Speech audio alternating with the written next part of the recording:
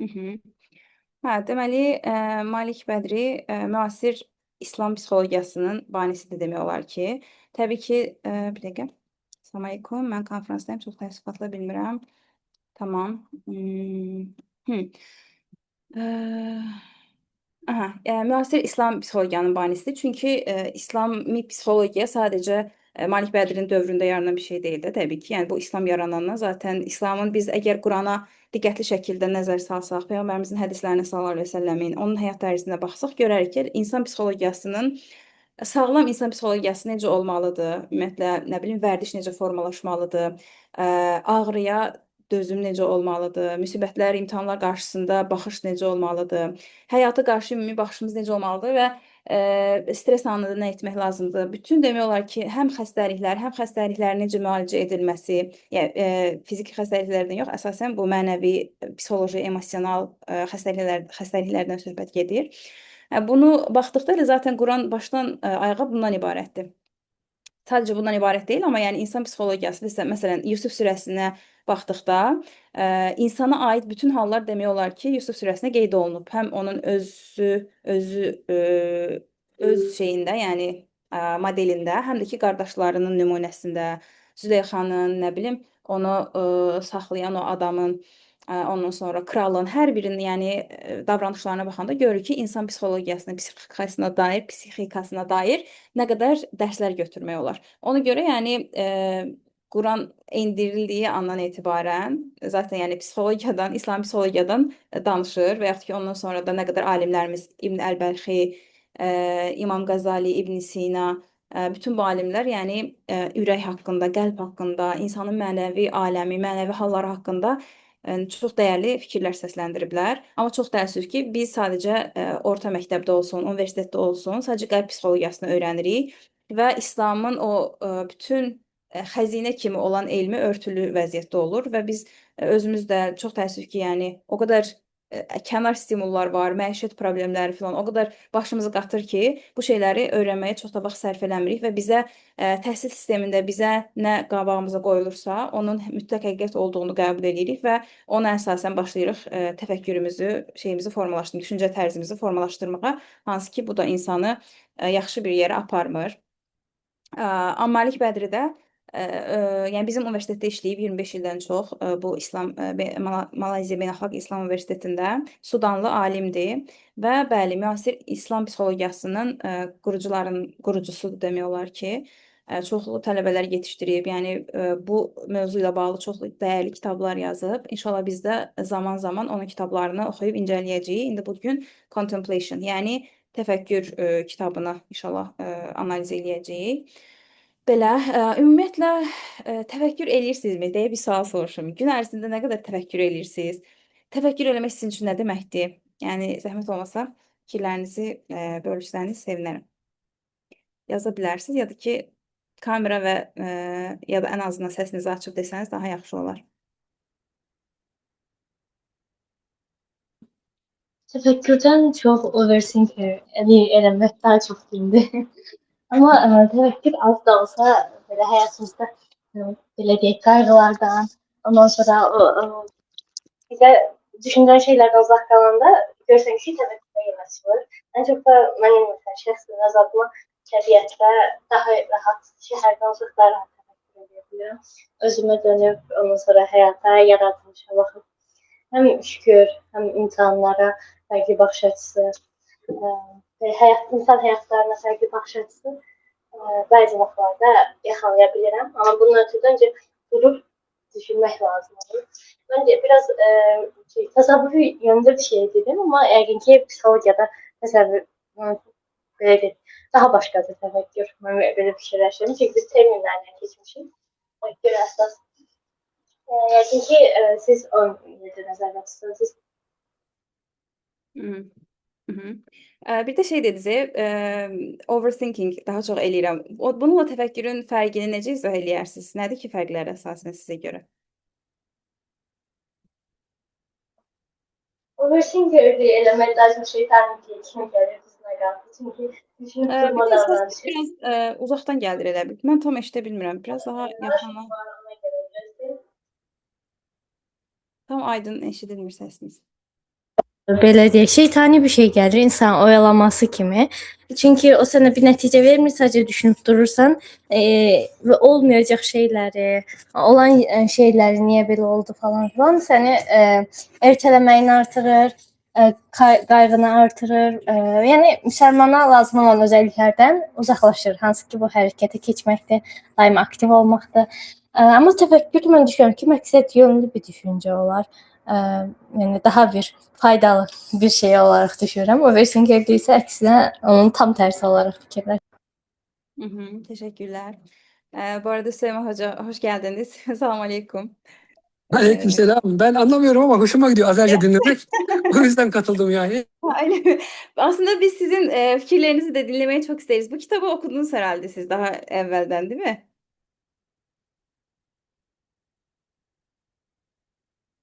Ee, Yani herhangi bir katkıda bulunmak isterseniz dinlemeyi çok isteriz sizi de. Sesiniz şu anda gelmiş. Aha. Bir də zəhmət olmasa hamı öz adıyla qoşula bilər. iPhone məsələn kimsiz siz? Kitabı oxumusunuzmu? Onu da soruşum təkrar yeni qoşulanlar. Yəni Süleyman Hoca yəqin ki oxuyub. Yeni qoşulan Arzu xanım da qoşuldu. Hə, Süleyman Hoca buyurun. Bir şey mi diyordunuz? Aa, çıxdı, nəysə. Aha, tamam, nəysə. Mən düşündüm ki, ümumiyyətlə nəysə, böyük ehtimal kitabı çox adam oxumayıb. Sizin haqqınızda hüsn zənn edirəm biraz, amma çox adam oxumayıb və ona görə düşündüm ki, ümumi bir özet kimi bir şeyini hazırlayım. Yəni özet dediyim 156 slaydlıq bir şey olub, amma ümid edirəm ki, yəni sıxılmarsınız. Bir də bu gün çatdıra bilməsək belə hamısını, növbəti görüş də təşkil edib bu haqda danışa bilərik. Təkrar mən sual verim. Gün ərzində ümumiyyətlə təfəkkür eləyirsinizmi? Yəni təfəkkür sizdə nəyə səbəb olur? Yəni necə özünüzü necə hiss eləyirsiniz? Təfəkkür sizə görə nə deməkdir? Bunu biraz izah eləyə bilərsiniz? Yaza bilərsiniz şeydə, chatdə ya da səsinizi açıb danışa bilərsiniz. Tekrar Süleyman Hocam size döneyim. Eğer herhangi bir katkıda bulunmak isterseniz lütfen şey yapın yani. Siz de yorum yapabilirsiniz ya da bu Contemplation kitabı hakkında fikirlerinizi bildirmek isterseniz çok seve seve dinleriz sizi de yani.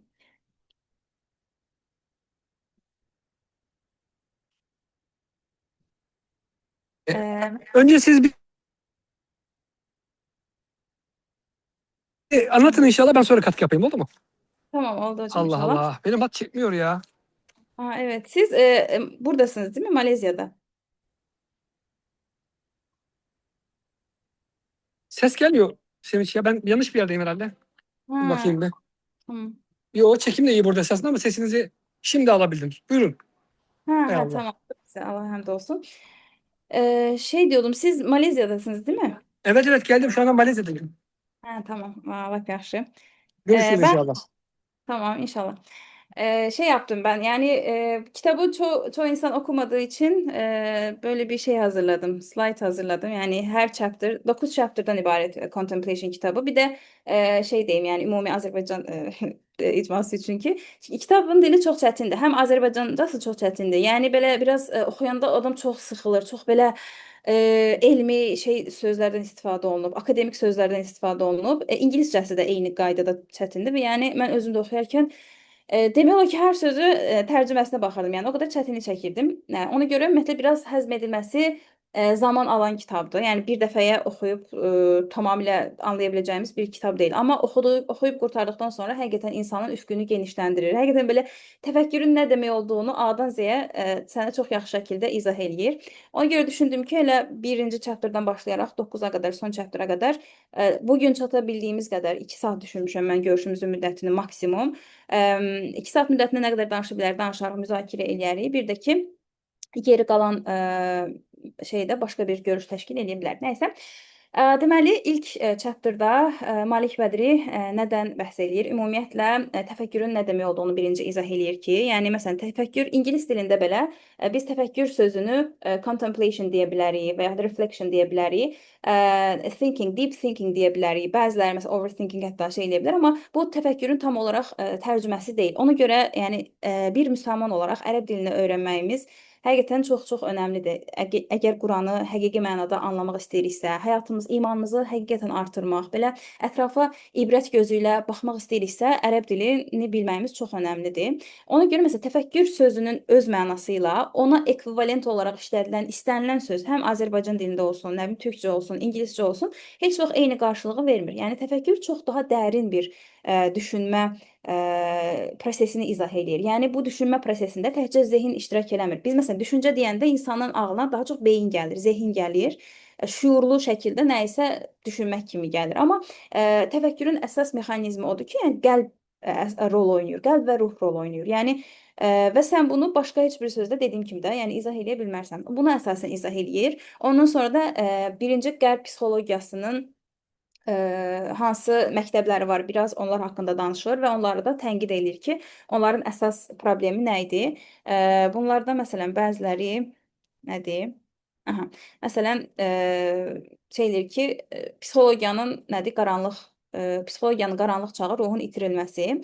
Yəni əgər biz qərb psixologiyasına nəzər saldıqda, bu ümumiyyətlə scientific revolution-a baxdıqda görürük ki, yəni qərbdə ümumiyyətlə daha çox materializm inkişaf edib. Yəni onlar istənilən şeyə, ümumiyyətlə bir şeyin elmi olmasını əgər siz iddia edirsinizsə, bu sadəcə material şəkildə o şeyi izah eləməlisiniz. Yəni burada tövhid anlayışı, nə bilim, nə isə Allahla əlaqələndirmək, daha mənəvi bir şəkildə izah edilməsi, ondan sonra vəhy anlayışına istifadə eləmək və yaxud da ki, qeyd elədiyim kimi qəlb və ruhu işin içinə qatmaq tamamilə qeyri-mümkündür. Yəni sən sadəcə ağıl, davranış, laboratoriya şəraitində test edilə bilən, təcrübə aparıla bilən, müşahidə edilə bilən nələrlənsə izah eləməlisən. Ümumiyyətlə istənilən hər hansı bir elmi prosesi. Amma məsələn psixologiyaya baxdıqda, ruh deməkdir. Yəni və şeydə də ilmun nəfs deyə keçir. Yəni İslami psixologiya ekvivalent olaraq ilmun nəfs. Yəni nəfs elminin öyrənilməsi. Yəni psixologiyanın özü qat-baqat bir şeydən ibarətdir də. Yəni sən sadəcə onu davranışa və ya zehnə endirə bilmərsən. Amma bu qəlb psixologiyasının ən böyük problemlərindən biri budur. Yəni insanın məsələn fizika, kimyanı necə öyrənirlərsə, psixologiyanın da eyni şəkildə datalardan, rəqəmlərdən ibarət, hansı testlərdən ibarət bir şey kimi izah eləməyə çalışırlar. Məsələn, indi biz burada psychological statistics falan keçirik, assessment keçirik. Hamısının məqsədi quantitative research methodology-dan istifadə olunur. Yəni sadəcə məsələn hansısa bir test eləyirsən və yaxud da ki nə bilim, tutaq ki, bir survey doldurur iştirakçılar. Ondan sonra sən onların IQ səviyyələrinə görə və yaxud da ki, nə bilim, tutaq ki, Big Five testi var. Ona əsasən onun ekstravertliyinin dərəcəsini ölçürsən, nə bilim neysə və hər şeyi yəni sadəcə datalar əsasında bizə izah etməyə çalışırlar. Ona görə yəni bu insana belə çox mexaniki, robotik bir baxış qazandırır və indi məsələn də əgər bu müasir psixologiyanın nə qədər effektiv olduğunu və ya olub-olmadığını bilmək istəyiriksə, hal-hazırdakı insanların, bu müasir dövrümüzdə yaşayan insanların ruh halına, psixologiyasına, artan bu emosional, mənəvi, psixoloji problemlərə, panik ataklara, ondan sonra bu depressiya olsun, bipolyar pozuntu olsun və yaxud da ki, digər bütün psixoloji xəstəliklər. Yəni bu dövrdə nə qədər artdığına baxa bilərik də və hansı insana baxırsan ya depressiyadadır, ya nə bilim, həyatdan ümumiyyətlə zövq almır, ancaq şikayət halındadır. Belə üzündə belə, yəni insanın mənəvi halı onun üzünə əslində əks eləyir də. Yəni üzlərinə baxanda belə insanların çoxunda sadəcə bəzən də aqressiya görürük, bəzilərində yorğunluq və yəni həyatdan heç bir şəkildə dad ala bilməmə. Yəni bu meyvədir də. Hal-hazırda yaşadığımız bu dövrdə gördüyümüz bütün problemlər o 19-cu əsrin sonlarında yaranan bu scientific revolution'un nəticəsidir hal-hazırda bunu yaşayırıq. Yəni demək ki, bunun effekti bu qədər, maksimum bu qədər oldu. Yəni insanları bu şeylərə gətirdi. Yəni kökünə baxanda, yəni kökünə baxmamalıyıq da, meyvəsinə baxmalıyıq ki, bu nə qədər effektivdir bu metod və gördüyümüz kimi heç bir şəkildə effektivliyi yoxdur. Və yaxud ki, ailə sistemi tamamilə dağılıb, yəni insanlar ümumiyyətlə evlənmək istəmir, uşaq dünyaya gətirmək istəmir. Cəmiyyətdə demək olar ki, hamı individualizmə artıq qaçır, sadəcə hamı özünü düşünür, öz egosunu, nəfsini düşünür, narsisizm artıb. Cəmiyyətdə insanlar bir-birlərinə kömək edə bilmir, artıq qonşu qonşunu tanımır. Bir yaxınımızın bir dərdinin olub-olmamasından belə xəbərimiz yoxdur. Çünki başımız sadəcə öz problemlərimizə qarışıb. Yəni bütün bunları baxanda, yəni müasir psixologiyanın, scientific metodun bizi gətirdiyi şey budur. Yəni meyvəsi budur. Hal-hazırda yediyimiz meyvə budur. Malik Bədir də ən çox yəni bunu tənqid edir bu hissədə, birinci chapterda. Məsələn, psixologiyada müəyyən məktəblər var. Behaviorizm var, klassik psixoanaliz var, məsələn, bioloji determinizm var. Hər biri insanın davranışlarını fərqli şəkillərdə izah edir. Məsələn, behaviorizm nə deyir? Deyir ki, insan sadəcə stimullara reaksiya verən bir maşındır və ya heyvandır. Yəni biz bir heyvanı necə analiz ediriksə, necə yanaşırıqsa, yəni məsələn, heyvanlar üzərində test aparıb, onu sonra insanlara eyni şəkildə tətbiq ediblər. Və yaxud da ki, öz cəmiyyətlərində nəyi necə, hal-hazırda indi bizim öyrəndiyimiz psixologiya, qərb, yəni daha çox Amerikan psixologiyasıdır. Yəni Amerika cəmiyyətində bir insanın üzərində aparılan hər hansı bir şey Afrika ölkəsində yaşayan bir insana da tətbiq edilir. Halbuki, məsələn, indi biz bu psychological assessment dərsini keçirik. Yəni orada izah olunur ki, yəni öyrənirik ki, biz psixoloji bir şey izah eləyərkən sadəcə copy-paste eləyə bilmərik. Yəni kültürel kodları mütləq nəzərə almalıyıq. Dilin özü çox böyük bir faktordur. Yəni ingilis dilində olan müəyyən ifadələr var ki, məsələn, onu Azərbaycan dilinə çevirəndə eyni mənanı vermir. Və yaxud da ki, Azərbaycan dilində elə ifadələr var ki, onu ingiliscə ifadə eləmək olmur. Ona görə, yəni bir topluma baxarkən, bir insanı analiz eləyərkən sadəcə qərbdən öyrəndiyimiz psixologiyanın olduğu halı ilə copy-paste, kopyalayıb yapışdıra bilmərik. Yəni bunun üçün biz insana daha dərin, qatlı bir şəkildə baxmalıyıq. Və yaxud da ki, məsələn, klassik psixoanaliz, Freud, məşhur Freudun şeyi nə deyir, məktəbi nə deyir? Deyir ki, insan modeli nədir? Şüursuz impulsların əsiridir.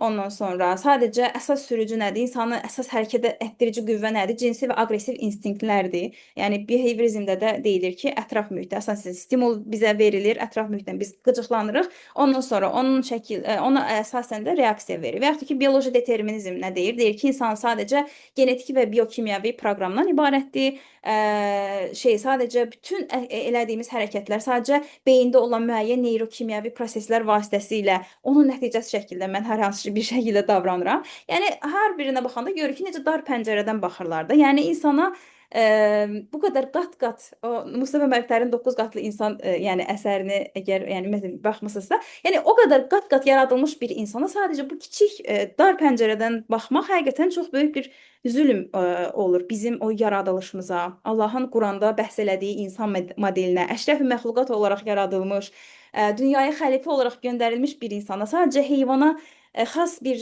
münasibət göstərmə, yəni həqiqətən ən böyük təhqirdir bizə. Ona görə biz bunu olduğu kimi qəbul etməməliyik. Yəni bir şey qərbdən gəlir deyə tamamilə wow, belə möhtəşəm, onlar hər şeyi düz bilir deyə bir şey yoxdur. Yəni öz ağlımızı, şuurumuzu mütləq şəkildə istifadə etməliyik, amma biz müsəlman olaraq bilirik ki, bizim ağıl və şuurumuz tövhid, vəhiy anlayışına əsaslanır, köklənir. Yəni mən sadəcə öz ağlıma görə düşünmürəm. Yəni zaten öz ağlıma görə düşünsəm, yəni mənim ağlıma girən düşüncələrin bir şey olmalıdır, bir əsası, mənbəsi olmalıdır. Ya bu xarici aləmdə məişət problemlərini düşünəcəm, ya qərbdən aldığım təhsilə görə nəyisə düşünəcəm, ya da ki, gedib Qurana və sünnəyə əsasən düşünəcəm. Yəni Allah bizə öyrədir ki, Qurani-Kərim, yəni göndərilmə məqsədi də odur ki, mən sadəcə öz başıma düşünməyim, sadəcə dünyaya insan nöqteyi nəzərindən baxmayım. Daha Allahın yaratdığı şəkildə baxmağa çalışım və Allahın göndərdiyi kitaba əsaslanaraq baxım. Ya belə olduqda görün insan nə qədər belə geniş şəkildə başlayır düşünməyə. Yəni burada Çok egoistəm. Sevinç. Slayt paylaşılacaq yoxsa indi də məsələn bəzi şeyləri baxın götürüm qeydi yoxsa paylaşılacaq mı? Bəli, zəhmət olmasa qeydiyyat götürürəm. Yəni bilmirəm, bunu düşünməm lazım. Slaydı paylaşmamağı çox israr etsəniz paylaşa bilərəm. Amma bu demək deyil ki, yəni not almamalısınız. Çünki çox önəmli mövzulardan bəhs olunur və bir şey öyrənməyin ən yaxşı metodu bilirik ki, not tutmaqdır. Düzdür, çox qəşəng almısan şeylər, çox gözəldir maşallah. Əməyinə sağlıq. Zəhmət çəkmişəm. Bu arada AI vasitəsilə hazırlaşmır, amma əsas materialları mən vermişəm. Yox, Yəni çox gözəl.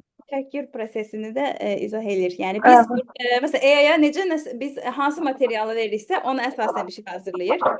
Bu arada turn off əgər danışmırsanızsa, zəhmət olmasa çünki səs gəlirdi.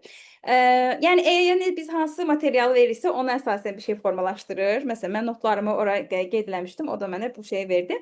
Eyni qaydada təfəkkür prosesi də elədi. İnşallah onu növbəti şeylərdə izah eləyəcəyik ki, biz nəyi veririksə beynimizə, ruhumuza, qəlbimizə, təfəkkür prosesimiz ona əsasən formalaşır. Nəsə, burada gördüyümüz kimi heç birində azad iradə mövcud deyil.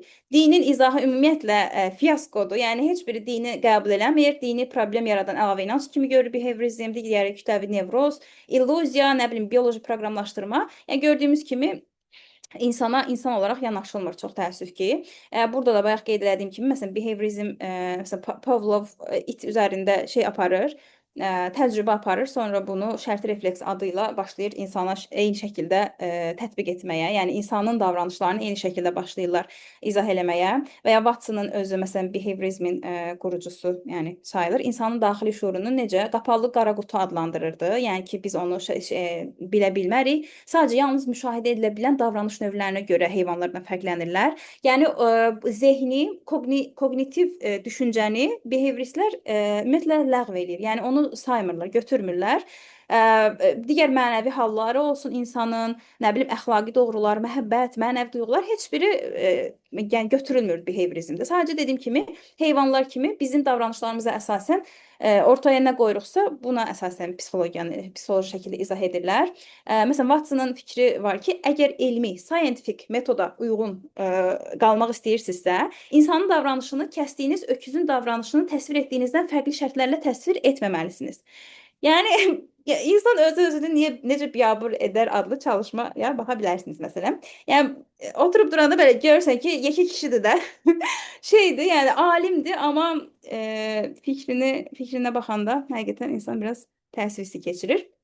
Amma İslamsız, yəni maksimum ən intellektual insanın gələ biləcəyi fikir belə bu qədər gördüyümüz kimi çox dar olur.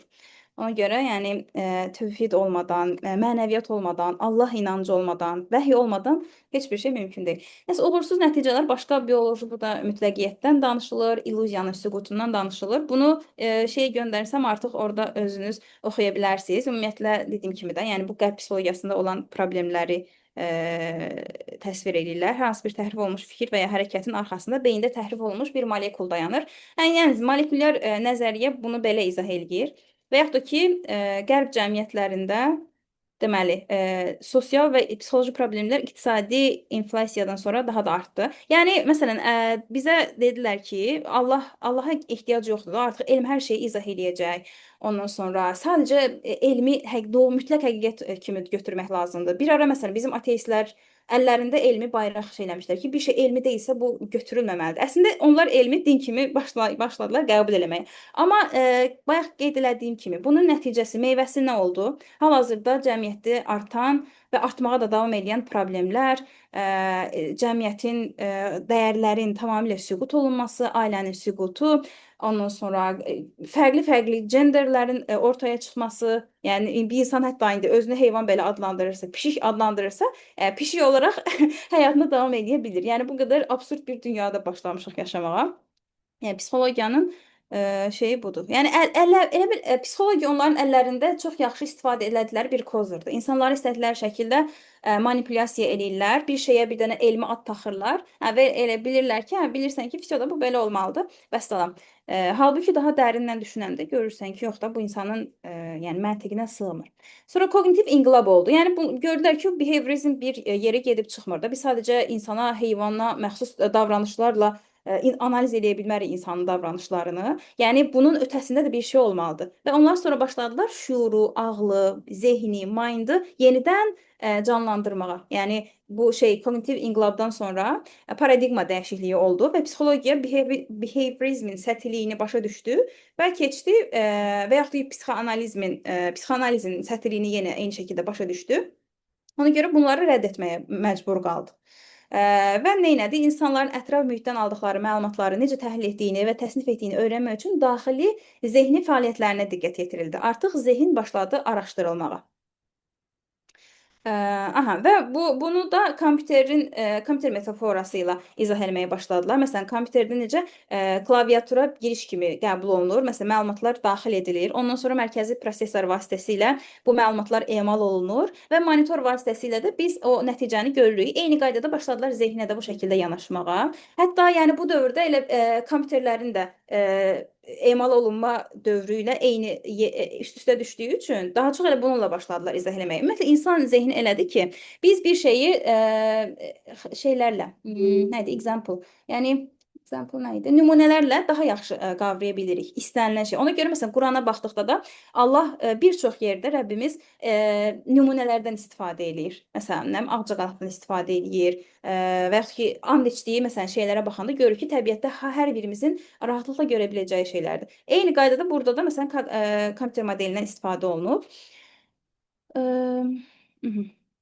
Sonra yəni kognitiv model olaraq insana necə yanaşıldı? Ətraf mühit necə, nədir, stimullardır. Hansı ki biz təcrübələri birinci qəbul edirik, ondan sonra daxilimizdə olan ağıl və yaxud da ki daxili kognitiv fəaliyyət nəticəsində, düşüncə və hisslər nəticəsində bu bütün məlumatlar, təcrübə emal olunur, həzm olunur, filtrlənir və zəka proqramı vasitəsilə yenidən, yəni dediyim kimi emal olunur və beləliklə davranış vasitəsilə də biz onun əksini görürük. Fərdin şuurlu reaksiyasını da davranış vasitəsilə görürük. Yəni bu yanaşma behaviorizmdən daha məntiqli gəlir insana. Yəni ən azından insana sadəcə dediyim kimi də heyvana məxsus davranışlar göstərən və o şəkildə analiz edilən bir varlıq olaraq baxılmır. Və əsas nəticə nədir? Kompüterin reaksiyası yüklənmiş proqram təminatına asılı olduğu kimi, insanın davranışı da onun da zehnindəki inanclar və düşüncə şəbəkəsindən asılıdır. Artıq düşüncələr, inanclar, hisslər başladı ön plana çıxmağa və başladılar bunu daha çox analiz eləməyə.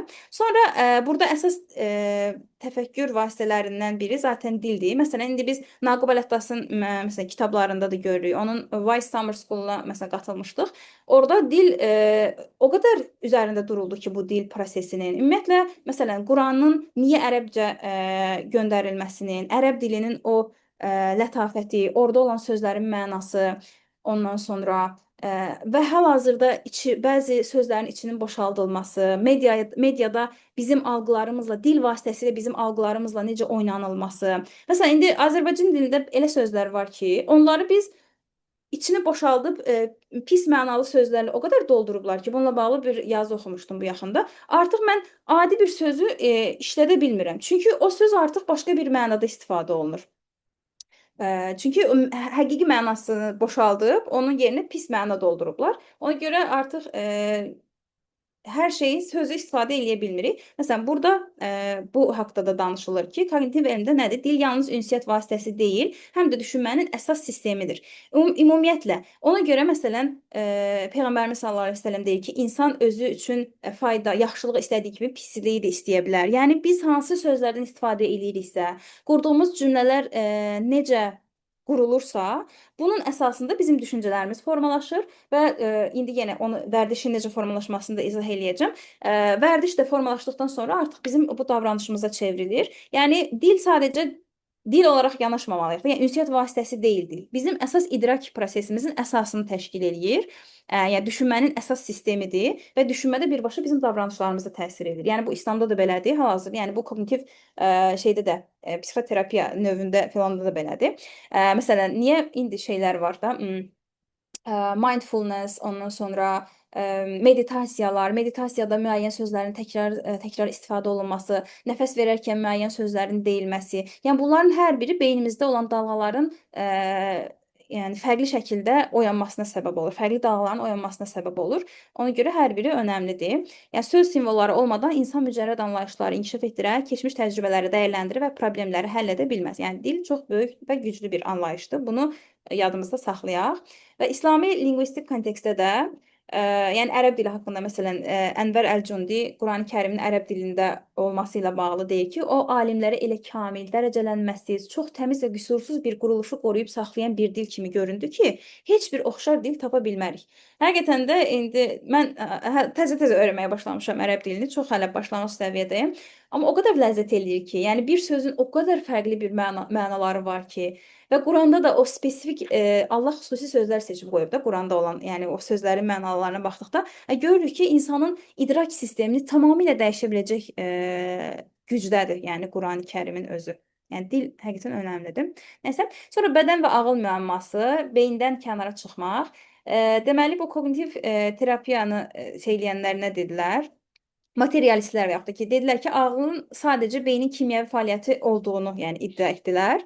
Lakin John Edges nəsə özünü dərk edən ağıl konsepsiyasını sübut edir. Yəni eksperiment aparır. Məsələn, stimul verir. Könüllünün beyin qabığının motor nahiyəsi elektrik qıcıqlandırılmasına məruz qalır, qıcıqlandırıcısına və sonra mexaniki reaksiya baş verir. Yəni adamın qolu iradədən kənar, qeyri-iradi şəkildə başlayır hərəkət eləyir. Amma şüurlu müqavimət olur. Xəstə qolunun hərəkətini digər qolu ilə dayandırmağa çalışır. Yəni buradan necə bir nəticə çıxarırıq? Əgər yəni beyin, yalnız beyin qərar verən bir qüvvə deyək olsaydı, yəni xəstə öz beyninin əmrinə qarşı çıxmazdı. Yəni beynin öz əmri nədir? Qol qeyri-iradi hərəkət eləyir, amma öz şuuru vasitəsilə, ağlı vasitəsilə o hərəkət edən qolu nə edir? Dayandırır. Deməli, yəni qolu hərəkət etdirən beyin idi, amma ağıl o qərar prosesinə təsir edən qüvvədir. Yəni burada ağılla beynin artıq bir-birindən fərqlənir. Şuur başlayır ortaya çıxmağa. Yəni nədir bu şuur? Sonra burada qəlbin iyerarxiyası, hətta indi qərbdə belə bu artıq var ki, qəlbin öz daxilində neyrotransmitterlər başlayıb kəşf olunmağa, hansı ki, yəni düşünmə prosesi sadəcə beyində, zehninin özündə baş vermir, qəlbdə də baş verir. Burada müəyyən şeylər görəcəksiniz.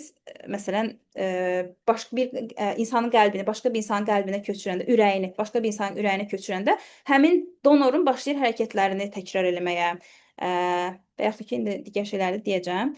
Yəni, ümumiyyətlə, düşüncə prosesi necədir? Əl-Qazalinin, məsələn, fəlsəfəsindəki ruhun idarə edici mərkəzi nədir? Ürəkdir. Mənəvi, universal ürək, qəlb. Ondan sonra fiziki bir ürəyimiz var. Nasosdan daha çoxu, yəni beynin necə reaksiya verəcəyini müəyyən edən orqan. Ondan sonra beyin məlumatı qəbul edən, emal edən fiziki mərkəz. Burada neyrotransmitterlər var, hormonlarımız var, elektronik dalgalanmalar var. Bir də ki, koqnitiv fəaliyyət, şuurlu şəkildə düşüncə və davranış. Yəni bütün bunlar yəni bizim daxilimizdə baş verən proseslərdir. Yəni nəticə nədir? Dərin mənəvi təfəkkür zamanı insan ürəkdən qidalanır və fiziki beyin fəaliyyətini yenidən şəkilləndirir. Yəni sadəcə biz insanın düşüncə prosesinə də beyində olan bir şey kimi baxa bilmərik. Yəni burada ürək və zehin, şuuru ayrı şəkildə izah eləməliyik. Yəni bu İslamda ağıl deyə olur, keçir. Burada artıq bir insanın intellekt, ağlı bir-birindən fərqlənir. İntellekt deyəndə ki, zəka. Məsələn, bir insan çox zəkalı ola bilər, amma burada ağıl fərqli şəkildə yəni işləyə bilər. Və yaxud da ki, yəni ağıllı insan odur ki, zəkasını yaxşı şeylər üçün istifadə eləsin. Amma məsələn, sadəcə zəka olub, mənəviyyatı olmayan bir insan, dəyərləri olmayan bir insan, məsələn, Trump olsun, yəni burada bunu deməyin nə qədər düzgündür bilmirəm, nəysə. Yəni hal-hazırda indi dünyada gedən proseslərə də baxdıqda görürük ki, çox zəkalı, amma ağlı olmayan insanlar tərəfindən bu şeylərə məruz qalırıq da yaşadığımız dövrdə. Ona görə yəni ağıl zəka şeyindən də fərqlənir burada. Sonra qəlbin elmi sübutu, bayaq dediyim təcrübələr. Məsələn, nə olur? Christian Bernard və Joseph Pearce təcrübə aparır. Ürəyində neyrotransmitterlər var və o hormonlar və kvant enerjisi vasitəsilə beyin fəaliyyətini idarə edir. Ürək köçürülməsi əməliyyatı keçirən xəstələrin tez-tez donorun fərdi davranışlarını və vərdişlərini təkrarlaması faktı qəlbin fərdi şuura malik olduğunu göstərir. Yəni görür ki, artıq qəlbimizdə də o şey var, yəni transmitterlər var. Sonra hüceyrə sinxronizasiyası, yəni başqa bir təcrübə aparılır ki, izolyasiya edilmiş iki eyni ürək hüceyrəsi mikroskop altında ayrı-ayrı xaotik şəkildə titrəyir. Amma bu hüceyrələri bir-birinə yaxınlaşdırdıqda nə edir? Toxunmadan məsafə qət edərək eyni ritmdə başlayır hərəkət eləməyə, vurmağa başlayırlar. Bu da deməkdir ki, yəni ürəyimizdə sadəcə şey yoxdur da, yəni necə deyim, qeyri-şuursuz şəkildə hərəkət edən bir hüceyrə sistemi yoxdur. Yəni burada sinxronizasiya olunmuş bir sistem var hüceyrələr arasında belə və bu da onu göstərir ki, yəni ürəyimizdə də şuur var. Ürəyimiz vasitəsilə də biz düşünürük, qərar veririk. Sonra nəticə qəlb, yəni daha yüksək qeyri-lokallaşdırılmış universal intellektin rəhbərliyi altında fəaliyyət göstərir. Bu arada hamı dinləyir. Nəsə sualınız varmı? Sıxıcıdırmı? Any comment, please? Biraz şərhlərinizə qulaq asın. Təfəkkürün kökü yəqin ki, fikir sözdür, düşünmək və s. Amma bu təbii ki, qara-qara düşünmək deyil də, o rəngli düşünmək olar. Allahın bütün yaratdığı istər maddi, istər mənəvi hər bir varlığın arxasında ki, hikməti sorğulayaraq düşünmək. Aha, bəli. Davam eləyim. Bəli, bəli, sizdəyik. Tamam. Sonra burada vərdişlərin formalaşması. Görün, bu vərdiş formalaşması buradadırmı? Tam olaraq deyil, nəysə. Aha. Deməli, kognitiv vərdişlər daxili proqram. Burada nədən bəhs olunur? Avtomatik düşüncələr. Hə, yəni burada ümumiyyətlə vərdişin formalaşması prosesindən Malik Bədri eyni zamanda bəhs eləyir ki, ümumiyyətlə avtomatik bunu İslam alimlərinin də şeyi ilə izah eləyəcəyik növbəti slaydlarımızda ki, necə formalaşır vərdiş. Ümumiyyətlə hər bir iradə hərəkətdən əvvəl, yəni bizim daxilimizdə müəyyən düşüncələr formalaşır. Kognitiv fəaliyyətlər, ideyalar, xatirələr, hisslər formalaşır. Yəni heç bir vərdiş birdən-birə başlayıb bizim həyatımızın mərkəzinə oturmur. Yəni bu sadəcə əvvəlcə bir hiss, bir xatirə, bir xavatir, bir təsvir, ideya, şey kimi başlayır bizim beynimizdə, qəlbimizdə.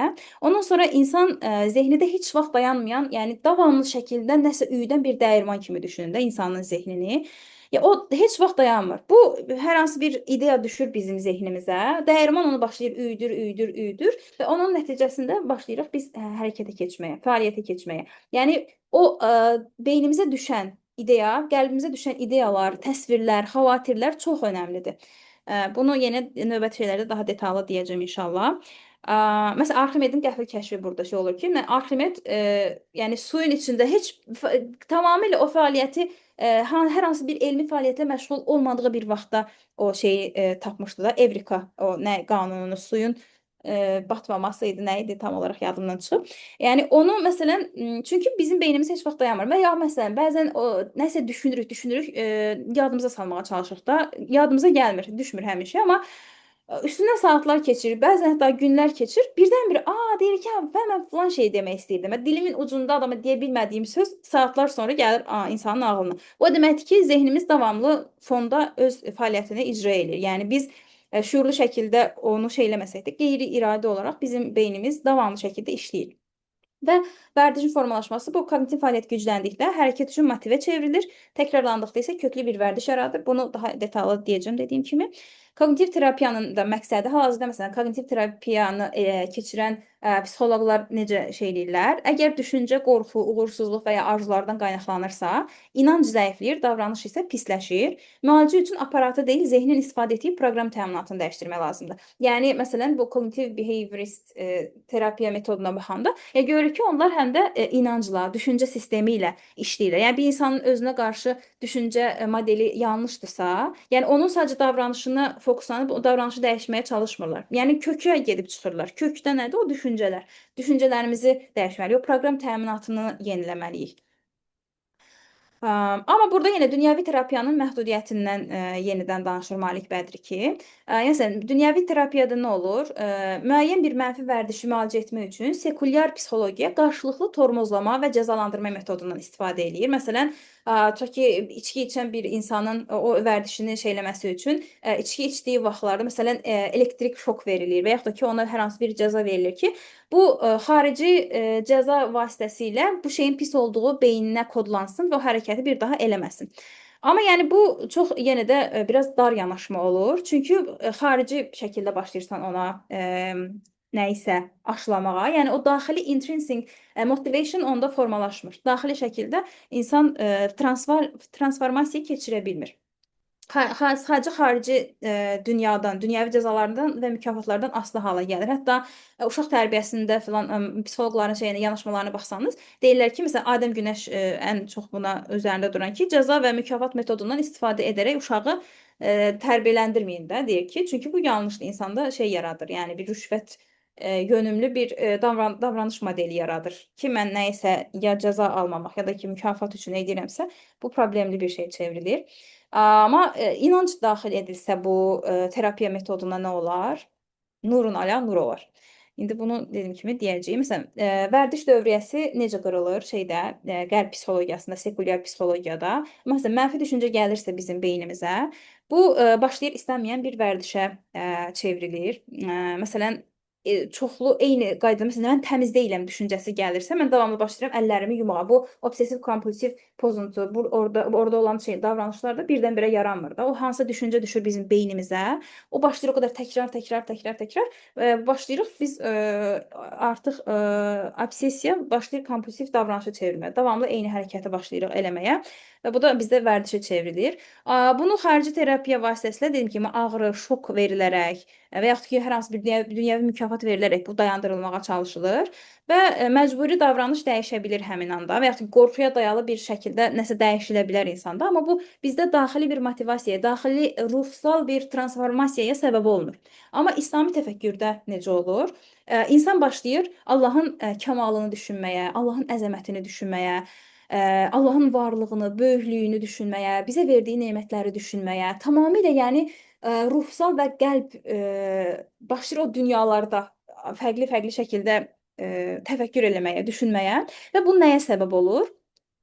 İnsan Allahı tanıdıqca, onun isimlərini düşündükcə bizim, yəni mərifətullah muhabbətullaha səbəb olur. Biz Allahı sevməyə başlayırıq. Ya qəlbimizdə o adlandıra bilmədiyimiz bir zövq başlayır formalaşmağa, bir sevgi hissi başlayır formalaşmağa və məmnunluq, yəni həyatdan məmnunluq. Ondan sonra adi bir çay içirəmsə, artıq mən başlayıram o çaydan belə ləzzət almağa, həzz almağa. Yəni keçmişin dərdləri yadıma düşmür, gələcəyin o təşvişi yadıma düşmür. Mən sadəcə bu mindfulness dedikləri anda qalmaq şeyini mən təfəkkür vasitəsilə o zövqü ala bilirəm. Yəni amma bu boş bir anda qalmaq şeyi olmur da, boş bir rahatlıq hissi olmur. Mən bunu həm də rasional olaraq düzgün bir qaynağa dayandırıram. Düzgün bir mənbəyə dayandırdığım üçün bu sağlam şəkildə başlayır məndə bir kök salır. Başlayır formalaşmağa və güclənir. Mən bunu elədikcə bu başlayır bu düşüncə sistemi güclənməyə. Yenə bunun önəmini də Əlbərxi vurğulayıb, onu da qeyd eləyəcəm inşallah. Sonra daxili ruhani motivasiya nə olur? Yəni bu şeyləri düşündükdən sonra nə olur? Daxili bizdə motivasiya başlayır dediyim kimi formalaşmağa, o məmnunluq hissimiz filan artır və xarici şoka ehtiyac qalmır və bu da nə olur? Yüksək davranış və təmizlənmiş ruh. Artıq mənim davranışım, məsələn, əgər qorxuya dayalı bir davranış dəyişikliyi olarsa, to ki kimdənsə qorxuramsa, mən həmin insan olmadığı yerdə to ki həmin davranışı eləməyəcəm. İnsanların gördüyü yerdə mən özümü ən ideal müsəlman kimi aparacam to ki. Amma tək qaldığım anda başlayacağam məsələn pis şeylərə baxmağa, boş-boş nə bilim insanlarla danışmağa. Yəni o məndə daxili bir çevrilişə səbəb olmayacaq. Mənim ruhsal dəyişməyimə, transformasiya olmağıma səbəb olmayacaq. Ona görə bu çox yəni limitli, dar bir baxışdır. Sonra, yəni bütöv insan modeli, qərb psixologiyası neyniyir? İnsanı şüursuz maşın illüziyasından çıxararaq kognitiv inqilabla ağlı yenidən kəşf edir. Dediyim kimi behaviorizm və yenidən kognitiv inqilab nəticəsində başlayır yenə zehni düşünməyə. Həqiqi kognitiv transformasiya yalnız insanın ən dərin proqramı olan mənəvi inanc aktivləşdirildikdə baş verir. Yəni hansı ki, inancı olmadan sadəcə kognitiv proseslərin olması da insanı çox yaxşı bir yerə aparmır. Yəni çox da fayda vermir onun mənəvi halının yaxşılaşmasına. Və burada təfəkkür hansı rolu oynayır? Yəni sadəcə bir dini bir ritual toplulusu olmaqdan çıxır. Zehni təmizləyən, qəlbə belə işıq salan, insanın mənəviyyatını artıran, onun məmnunluq hissini artıran bir kognitiv və psixoloji bir fəaliyyətə çevrilməyə başlayır. Yəni insan nə quru bir mexanizm, nə də sadə bir bioloji cihazdır. İnsan şüuruyla düşünən, qəlbi ilə hiss edən və təfəkkürü ilə kainatı dərk edən bir varlıqdır. Burada yenə ümumi şəkildə birinci chapterın nədən bəhs edildiyini yazmışam və müəyyən suallar qeyd eləmişəm, amma bunu soruşmayacağam. Yəni bunları da şeyləsə çox vaxt gedər. İkinci chapterda da nəsə, hələ ikinci chaptera keçməmişdən qabaq biraz söhbət eləyək. Necədir vəziyyət? Də stop sharing eləyim. Nə başa düşdünüz? Yəni burada aramızda psixoloqlar ümumiyyətlə varmı? Qərb psixologiyası məsələn onun limitləri sizə görə nədir? Ümumiyyətlə yəni bu dediyim kimi də danışdıqlarımdan nə nəticəyə gəldiniz? Hər hansı bir təfəkkür etdinizmi? Yəni bunu bölüşmənizi xahiş edirəm. Mən də biraz dincəlim. Ə, Sevinç, belə deyim, mən bunu başa düşdüm ki, ən yaxın BDT-ni düşünürdüm İslama, amma ona rəğmən də onun da yəni çatışmayan cəhətləri olduğunu və daha bir mexanizm kimi baxdığını fərqinə vardım. Çünki biz seçim qarşısında qalanda orada bir psixoanaliz var. Ə, Yəni o digər tərəf, bir də var ki, davranışçı ekol. Və davranışçı ekolu daha bir yaxın hiss edirdim İslami baxımdan. Amma indi də beynimdə o dəyişdi ki, artıq burada da çatışmayan cəhətlər var. Sadəcə biz həm millət olaraq özümüzə oturuşan bir şeydir. Yəni kökümüzdə var, uşaqlığımızda var. Hansı ki mükafat, cəza, o davranışı dəyişdirmək üçün belə şeylər olmuşuq. Sadəcə mən digər modeli tam olaraq necədir, oturdamıram onu. Çünki praktikada da tam görməmişəm, universitetdə də bu olmayıb deyə. Biraz düzə qalsa onu beynimdə oturtmaq istəyirəm ki, bəs doğrusu necədir? Yəni bunlar yanlışdır. İslami olaraq necə olmalıdır? Amma belə nə deyil deyə onu daha yaxşı bildim. Yəni bu hissədə onu başa düşdüm ki, əsl terapiya və ruha xitab edən belə də ekol nə deyildir. Əla. İnşallah yəni təfəkkürün necə işləmə mexanizmini falan izah eləməyə çalışırdım ki, Malik Bədri daha doğrusu bunu necə izah eləyir. Digərləri Aytən xanım, iPhone. Sizin də hər hansı bir fikriniz varsa bölüşə bilərsiniz. Nə anladınız bu chapter'dan, birinci chapter'dan və yaxud ki sizdə dəyişdim. Üzrlüsən. Buyurun, buyurun. İnternet keçir gəlir, yəni hiss eləmədim ki, səssizlik kəsib. Mən dərsin ortasından qatıldım, evdə olmadığım üçün gec qatıldım. Yəni sizin dinlədiklərinizi çox gözəl anladım, amma heyf ki, çox gec qatıldım. Mən müəlliməyim, psixoloq deyiləm bu arada. Sadəcə fikirləriniz mənim üçün maraqlı olduğu üçün dinləyirəm sizi. Tamamdır. Çox sağ olun, təşəkkürlər. Çox sağ olun, təşəkkür edirəm mən də. Buyurun. Tamamdır. O zaman növbəti ikinci chapter'a keçə bilərik. İkinci chapter'da Malik Bədri nədən bəhs edir, ondan danışaq. Burada da yəni müasir psixologiya ilə klassik İslam fəlsəfəsinin kəsişməsini izah eləyir ki, yəni keçmiş dövrlərdə early Muslim scholars bu haqda nə deyib? Yəni insanın psixikası haqqında, ruhu haqqında, qəlbi haqqında əvvəlki dövrlərdə olan İslam alimlərinin yanaşmalarına daha çox baxacağıq burada da. Yəni fərq nədir? Ondan sonra burada vərdişin necə formalaşması ilə bağlı məsələn şey verir, çox yaxşıdır. Onu da inşallah baxacağıq. Ekranı görürsüz də, yəqin. Belə eləyim. Sonra burada deməli 11-ci əsrdə yaşayan erkən İslam alimləri, məsələn İbn Əl-Qayyim olsun, İbn Əl-Bəlxi, Əl-Qəzali düşüncələrin, yəni xəvatirin davranışı və hətta fiziki sağlamlığı belə necə formalaşdırdığını müəyyən ediblər. Yəni məsələn indi hal-hazırda sekulyar psixologiyaya baxdıqda bununla bağlı müəyyən kəşflər tapdıqlarını görürük də. Amma bizim öz alimlərimiz, İslam alimləri zaten insanın düşüncələrinin onu xəstə eləyəcək dərəcədə güclü bir şey olduğunu o dövrdə 11-ci əsrdə belə isbat eləyiblər, sübut eləyiblər. İndi bununla bağlı da şey eləyəcəm ki, ümumiyyətlə necə formalaşır insanda müəyyən bir vərdiş. Və gözlənilməz fiziki hallar üçün ilk yardım qutusu. Məsələn, Əl-Bəlxi bunu qeyd edirdi ki, gözlənilməz fiziki hallar üçün yardım qutusu olduğu kimi, gözlənilməz hadisələr üçün də insanda sağlam düşüncələr saxlamalıyıq. Yəni məsələn, bu şey olur, pis vaxtlarda tez Allah yadımıza düşür. Başımıza bir müsibət gələndə, imtahan gələndə tez başlayırıq. Əgər yəni Allah qəlbimizə o sevgini verirsə, başlayırıq Allaha yönəlməyə. Bəzi insanlar ümumiyyətlə daha da Allahdan uzaqlaşır. Yəni o tiplər də var. Amma məsələn, yaxşı günümüz olan kimi, o sanki məsələn şey olur, o da video var idi. Ateist deyir ki, başlayır şey olmağa da, yəni deyir ki, samolyotda deyəsən, samolyotun düşdüyü anda başlayır Allaha inanmağa və deyir ki, bundan sonra artıq Allaha inanacağam. Sonra başlayır samolyot öz fəaliyyətini yenidən bərpa edir. deyir ki, insan ağlına boş-boş düşüncələr gəlir. Yəni yenidən Allah elə bil onudur. Yəni biz normal həyatımızda başımıza bir müsibət gələndə tez Allahı yadımıza saldığımız halda normal həyatımızda, monoton həyatımız davam edərkən, həyatımızda hər hansı bir problem olmazkən Allahı çox da xatırlamırıq. Yəni elə bir azqə toplamırıq əslində özümüz üçün. Hansı ki, o bilirik ki, bu dünya imtahandan ibarətdir və bizim başımıza istər-istəməz, istəmədiyimiz halda belə müsibətlər gələcək.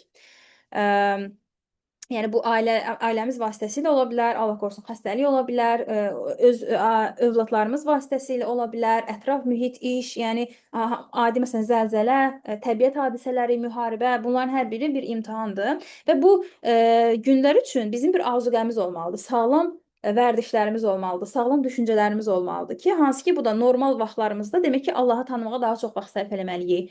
Allahın dinini öyrənməyə, Quran oxumağa, Quran üzərində təfəkkür eləməyə daha çox vaxt sərf eləməliyik ki, o arzuqəmizi ehtiyat halında saxlayaq ki, pis vaxtlarımız üçün də onu istifadə eləyə bilək. Çünki o pis vaxtlarda əgər yaxşı vaxtlarımızda nəsə toplamamışıqsa, yəni yaxşı şeylər olmur. Yəni daha da insan Allahdan başlayır uzaqlaşmağa, üsyan eləyir, Allaha başlayır inkar eləməyə, nə bilim Allahdan küsür, inciyir. Məsələn, hicablı qadınlar başlayır hicablarını açmağa, həyatlarında bir problem yaşayarkən. Yəni bunların hər biri o ehtiyat halında saxlanılan sağlam düşüncələrimizin olmamağından qaynaqlanır. Və bu düşüncəni 1970-ci illərdə müasir qərb psixologiyası başlayır ortaya atır ki, Aaron Beck məsələn deyir ki, 7-10 illik davam edən tədqiqatlardan sonra davranışa təsir edən avtomatik düşüncələr anlayışını kəşf etdiyini elan etdi. Ümumiyyətlə qərb psixologiyasının şey var ki, onlar bir Yunan fəlsəfəsini götürürlər, Yunan elmini götürürlər, Aristotel, nə bilim, Sokrat, o dövrdə yaşayan şeylər, alimlər. Ondan sonra sanki Avropanın həmin dövrünü qaranlıq dövr adlandırırlar. Enlightenment dövrü nə vaxt olur? Bu 19-cu, 18-ci əsrin sonlarında olan Fransız inqilabına qədər Avropa orta çağlar. O həmin dövrü orta çağlar adlandırırlar və oranı qaranlıq dövr adlandırırlar. Hansı ki, həmin dövrdə qadınlar cadı yəni witch deyə onlar şey olurdu, öldürülürdü. Cadı bizim dildə nədir? Yəni türkcə cadı sözü. Bizim dildə nədirsə yadımdan çıxdı. Yəni qadınları elə deyib, qadınların çoxunu öldürürdülər. Və yaxud da ki, yəni xəstəliklər artmışdı.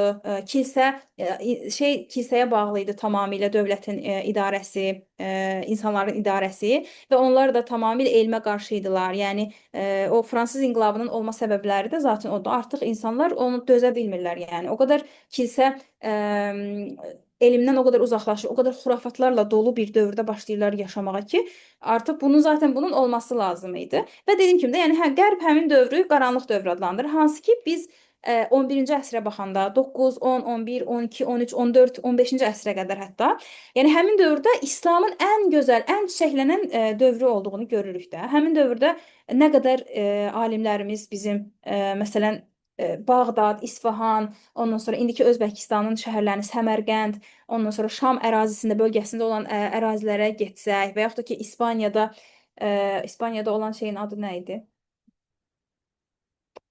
Sonradan dağılır. Ya kimin yadında?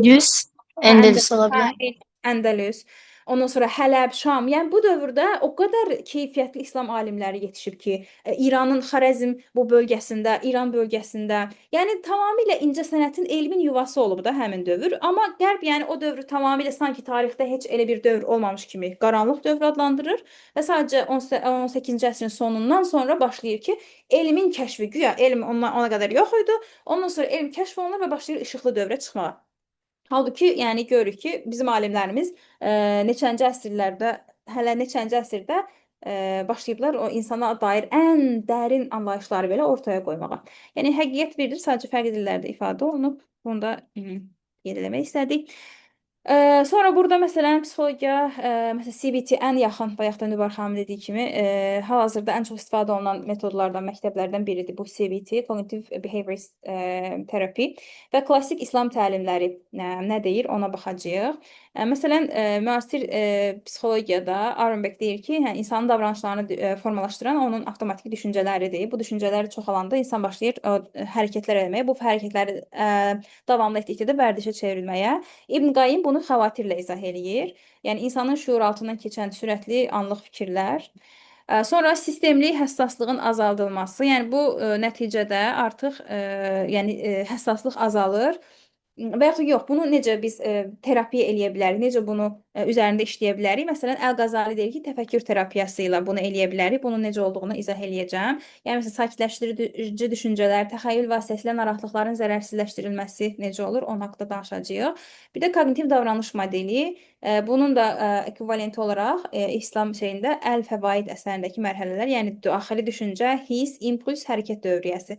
Yəni hərəkət birdən-birə formalaşmır da. Bunu daha çox burada izah edir. Aha, yəni burada bir vərdişin anatomiyasını İbn Qayyim hələ o dövrdə 11-ci, 12-ci əsrlərdə yəni alimlərimiz başlayıb bunu izah eləməkdir. Yəni bir vərdiş birdən-birə mən hər hansı bir vərdiş formalaşdırmıram həyatımda. Birinci bu xəvatir vasitəsilə mənim başlayır zehnimə düşməyə, zehnimə və ya qəlbimə bir düşüncə düşür, bir hiss düşür. Anlıq bir düşüncə, vəsvəsə. Şeytan zaten yəni bizim qəlbimizə daxil ola bilmir. Qəlb sadəcə Allahın mərkəzidir də, Allahın olduğu bir mərkəzdir. Şeytan qəlbimizə tam olaraq daxil ola bilmir. Qəlbimizin ətrafından başlayır bir dənə düşüncəni atır. İmpuls, bir vəsvəsə olaraq onu bizə verir. Ondan sonra və iradədən kənar yaranan bir ilk qığılcım kimi düşünə bilərdi bu xəvatiri. Bu xəvatir, əgər biz ona fikir verdikdə, fikir verdiyimiz anda başlayır şəhvə mərhələsi, yəni duyğu və arzu. Yəni artıq o düşüncə qəbul edirik biz o düşüncəni və o düşüncə başlayır emosiyaya çevrilməyə. Artıq o düşüncəni düşünəndə bizdə bir müəyyən bir hiss yaranmağa başlayır. Buna da fikir verdikdə, bunu da təqib etdikdə bu mərhələni, ondan sonra impuls mərhələsi gəlir. Hansı ki, burada bir daxili təkan başlayır. Artıq o həmin düşüncə, həmin vəsvəsə və həmin emosiya başlayır məndə bir hərəkət edici qüvvəyə səbəb olmağa. Hansı ki, o hərəkət üçün mən başlayıram daxilimdə bir təzyiq hiss eləməyə. Bu təzyiqi hiss elədikdən sonra bunun növbəti addımı nədir? Hərəkət. Başlayıram artıq o beynimdə yaranan o düşüncəni, o məni hərəkətə keçirən emosiyanı yenə təqib eləyirəmsə, başlayıram o hərəkəti eləməyə, impulsun, yəni reallığa çevrilməsi və beləliklə əgər dərinləşmiş bir qəlib şəklində o təkrarlanan hərəkətlər davam eləyirsə, bu məndə qalıcı bir vəziyyətə çevrilir. Hər ixtiyari hərəkətin başlanğıcı xəvatir və vəsvəsələrdir. İndi buradan bir sual yaranır. Bunu kim demək istəyir? Məsələn, bu vərdiş bir şey, yəni vərdişdən və yaxud ki, nəsə, vərdişdən qurtulmaq üçün sizcə nə etmək lazımdır? Bunun əksi nədir? Yəni bu modeldən istifadə eləyərək bir vərdişi vərdişdən çıxmaq və yaxud ki, onu necə dayandırmaq olar? Nə düşünürsüz?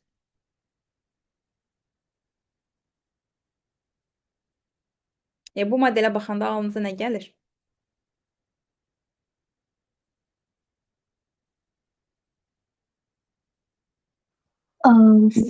Birinci ona motivasiya eləyən təklifləyiciləri aradan qaldırmaq fikirləşərdim.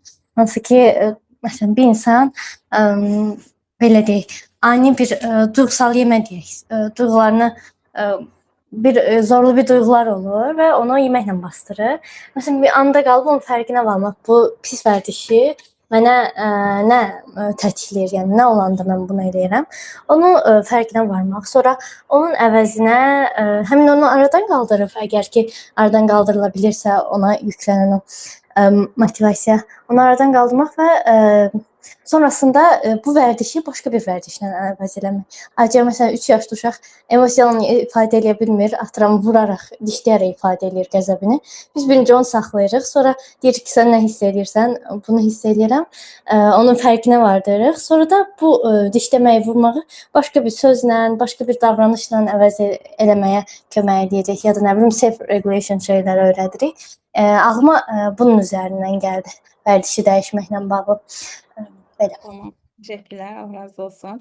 Hər hansı bir ümumiyyətlə sualınız, bir feedbackiniz, şərhiniz olanda da mütləq xahiş edirəm. Ya dayandırın məni, deyin, soruşun ya da fikrinizi deyin ya da ki yazın. Hə, cadugar, eynən. Bəlkə yadımdan çıxmışdı. Aha, sonra deməli təkrar qayıtsaq.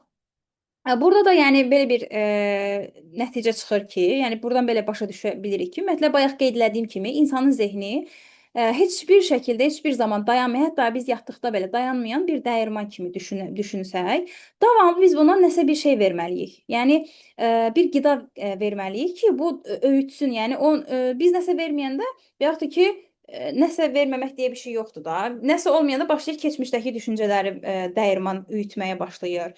Və yaxud da ki, yəni məsələn burada nümunədə verildiyi kimi, əgər mən dəyirmana buğda töksəm, yəni yaxşı düşüncələr, mənəvi təfəkkür töksəm, bunun nəticəsi nə olur? Keyfiyyətli un olur məsələn, buğda töksəm. Bunun da yəni yaxşı düşüncələrin də nəticəsi gözəl əməllər və ruhani saflıq olur. Amma əgər mən bu dəyirmanıma, zehin dəyirmanıma daş və torpaq və yaxud da ki, günahlar, faydasız fikirlər, faydasız məşğuliyyətlər töküldükdə nə olur? Bunun nəticəsi dağıntı olur. Yəni peşmançılıq, zərərli vərdişlər, günahlar, Allahdan uzaqlaşmaq, ruhun, qəlbin yavaş-yavaş ölməsi, qəlbin xəstəliklərlə dolu olması, həyatdan dad ala bilməmək, depressiya, nə bilim, uğursuzluq anlayışı, neqativ düşüncələr, keçmişdə takılıb qalmaq. Əslində, yəni həyatı belə biraz ciddiyə almalıyıq. Yəni həyatımızı şey eləməliyik, gəlişi gözəl yaşaya bilmərik də, əşi. Qabağıma nə çıxdı baxım, hansı fikir oldu onu beynimə atım. Yəni necə biz yemək yeməzdən əvvəl bir baxırıq ki, bu təmizdimi, tayyibdimi, bir yuyuruq ən azından və yaxud da ki, halal haram olub olmadığına baxırıq. Yəni ümid edirəm ki, burada olan hamı baxır ən azından. Yəni eyni qaydada istənilən fikri də, yəni bu sensor, 5 dənə duyğu orqanımız vasitəsilə bizə girdilərimizə, yəni yaxşı baxırıq ki, hər fikir məsələn qulağımdan, gözümdən, burnumdan, dərimdən keçirməyim içəri. Çünki bunların hər biri axırda gəlib mənim qəlbimə, zehnimə, düşüncələrimə, davranışlarıma təsir eləyəcək. Yəni bu çox-çox önəmlidir. Yəni dediyim kimi biraz həyatı ciddiyə alıb bu şəkildə yanaşmalıyıq ki, mən şuurlu şəkildə hərəkət eləyəcəm. Yəni mən özümü faydalı işlərlə məşğul eləyəcəm. Mən özümü zikirlə məşğul eləyəcəm. Quran oxumaqla, salih əməllər işləməklə, dua etməklə. Yəni bunları etmədiyimdə heçlik mərtəbəsində belə, heç nə etmədiyimdə belə, yəni zehnim dayanmayacaq.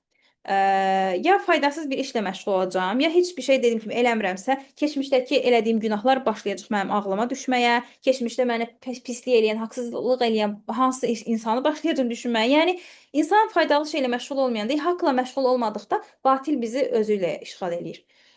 Bu önəmlidir, yəni bu xatırlatma. Yəni ağıl gecə-gündüz fırlanan daim üyüdəcək nəsə axtaran bir dəyirman daşı kimidir. İbn Qayyimin sözüdür. Hər kəs axirətdə öz dəyirmanının nə ötdüyünü görəcək. Ona görə, yəni bu da bir xatırlatma olsun hər birimizə. Ruh və bədən dövriyyəsi, təqliddən təbiətə. Əl-Qəzali nə deyir? Yəni ümumiyyətlə hər bir əzalarımızın bayaq qeyd elədiyim kimi də bu gözümüz, qulağımız, burnumuz, ağzımız, dərimiz vasitəsilə 5 duyğu orqanımız vasitəsilə və yaxud əzalarımız, əllərimiz, nə bilim bu fəcr orqanımız, ayaqlarımız, başımız, hər yerimizdə bütün orqanlarımız vasitəsilə etdiyimiz hər bir hərəkət birbaşa bizim qəlbimizə təsir edir, ürəyimizə çatır və onu dəyişdirir, onun halını dəyişdirir. Qəlb sözü zaten ərəb dilində davamlı haldan hala dəyişən, düşən deməkdir. Hətta Peyğəmbərimizin o məşhur sallallahu əleyhi və səlləmin hədisini bilirsiniz də yəqin. Ya muqallibəl qulub, səbbit qalbi alə dinik. Ey qəlbləri haldan hala çevirən Allahım, qəlbimi dinin üzrə sabit et. Çünki qəlb dəyişir, davamlı dəyişir. Mənim əzalarım, bu sensor orqanlarım nə ilə məşğul olursa, birbaşa bu mənim qəlbimə təsir edir. Nəyə baxıram? Kiminlə söhbət eləyirəm? Dünən də bir dənə şey paylaşmışdım ki, söhbət elədiyimizdə söhbətin içində sibğa deyə bir şey var. Sibğatullah məsələn, Quranda var bu ifadə, Allahın boyası deməkdir. Yəni mən sadəcə söhbət edib keçmirəm o insanla. O insanın o mənəvi halı necədirsə, o mənə birbaşa hopur. Mən istəməsəm belə bu başlayır, o mənəvi boya mənə bulaşır.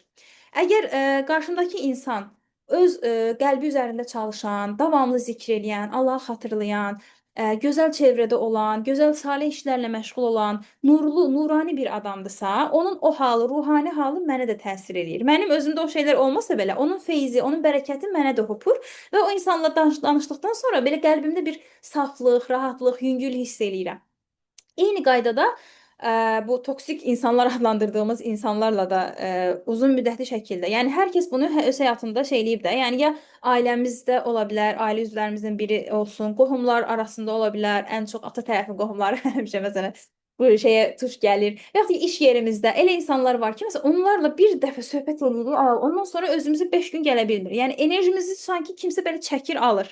Yəni həqiqətən də o insanın ruh halı, içində daşıdığı neqativ düşüncələr, fikirlər, onun qəlbində ona həsəd duyğusu, xəstəliklər, kibir, ucub, özünü bəyənmə, bunların hər biri, yəni bizim daxili aləmimizə, xarici aləmimizə, hər bir şeyimizə təsir edir. Ona görə yəni həyatı dediyim kimi gəlişi gözəl yaşaya bilmərik. İstənilən adamla söhbət eləyə bilmərik, istənilən adamla oturub dura bilmərik. Yəni bu həyatı ciddiyə almalıyıq. Çünki bunun bir nəticəsi olacaq. Biz bunun hesabını Allaha verəcəyik. Biz hər bir davranışımızın nəticəsini axirətdə bu film şəridi kimi gözümüzün önündən keçəcək. Yəni ona görə şuurlu seçimlər eləməliyik həyatımızda ki, bunun inşallah nəticəsi də gözəl olsun. Əl-Qazali nə deyir? Təqlid prinsipi. Deyir ki, yəni yaxşı davranışları əvvəlcə təqlid edərək özünə xas edənə qədər süni şəkildə qazanıla bilər yaxşı davranışlar və zahiri hərəkət təkrarlandıqca daxili qəlbə çevrilir. Bu dairəvi bir sistemdir.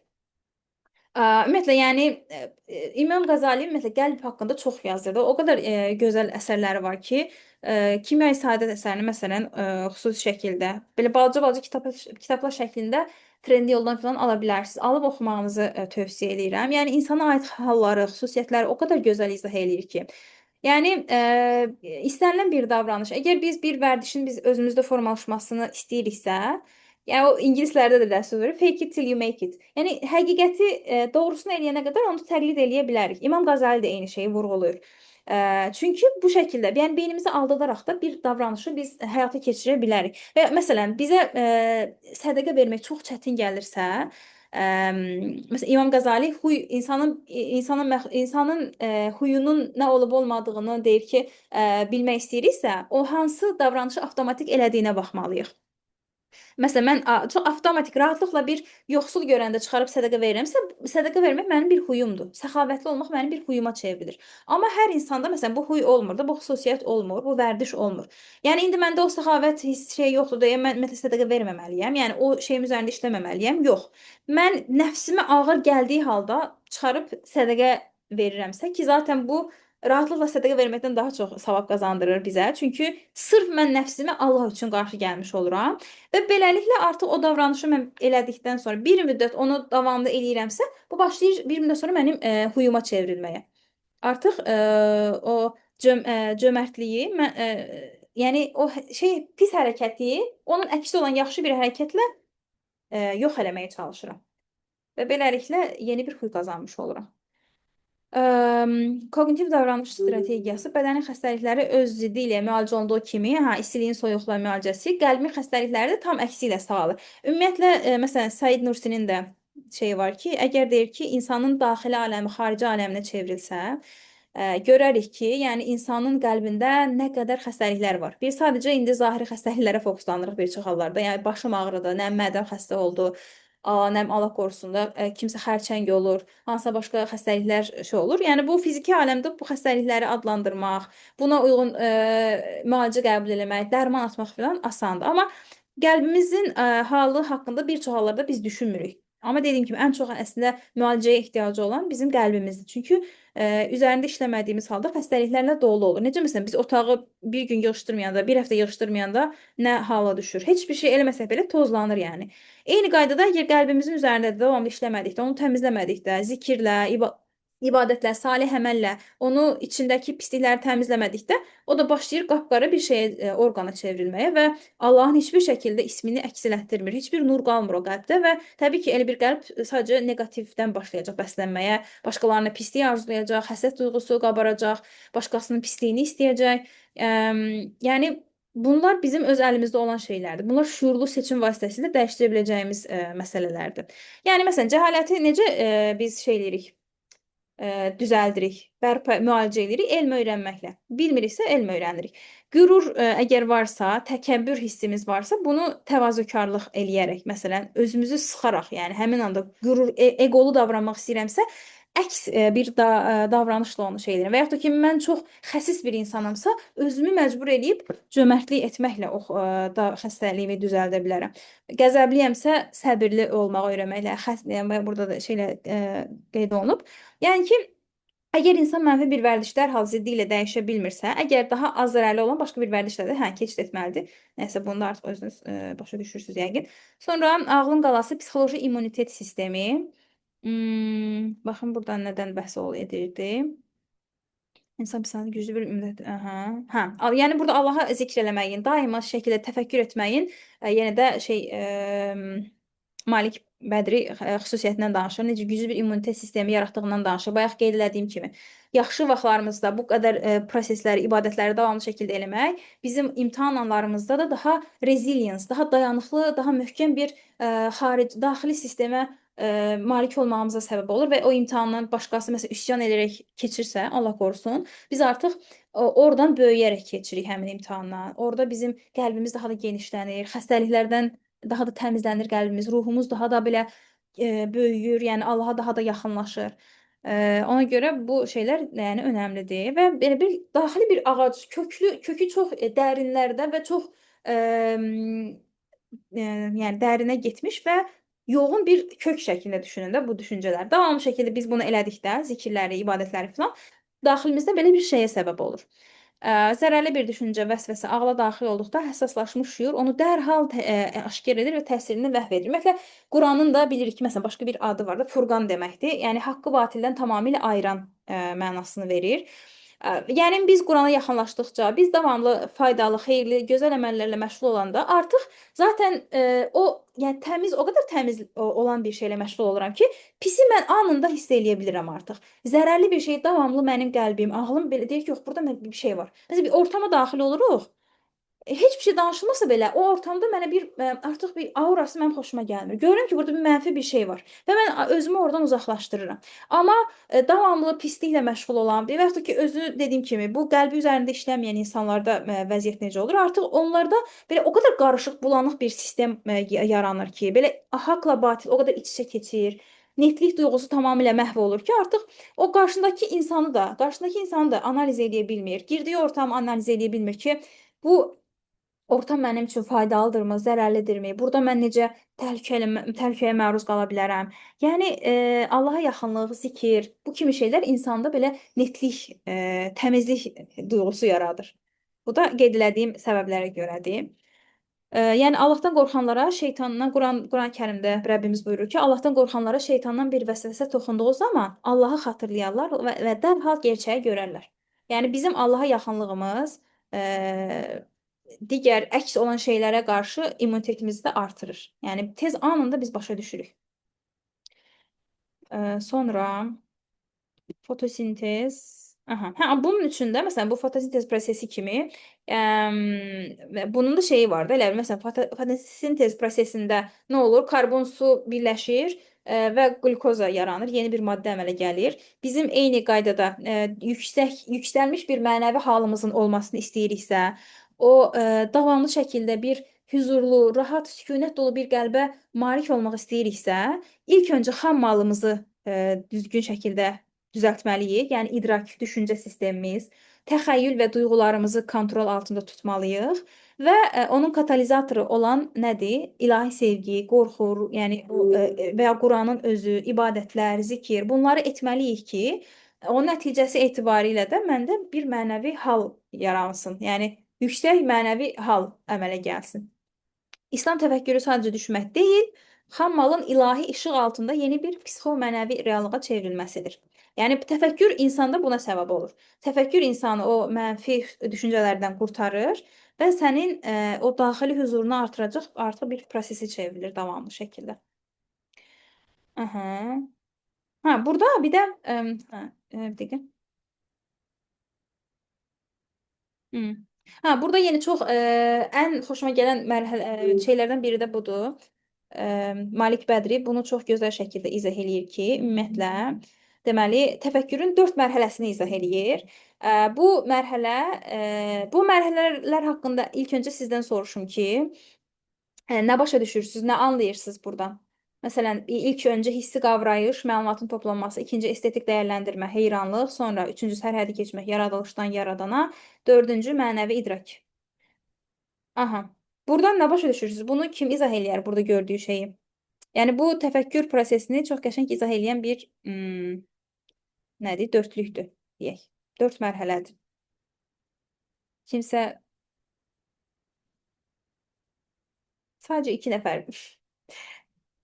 Maşallah çox insan qatılıb. Ümid edirəm ki, sıxılmırsınız Aytən və iPhone.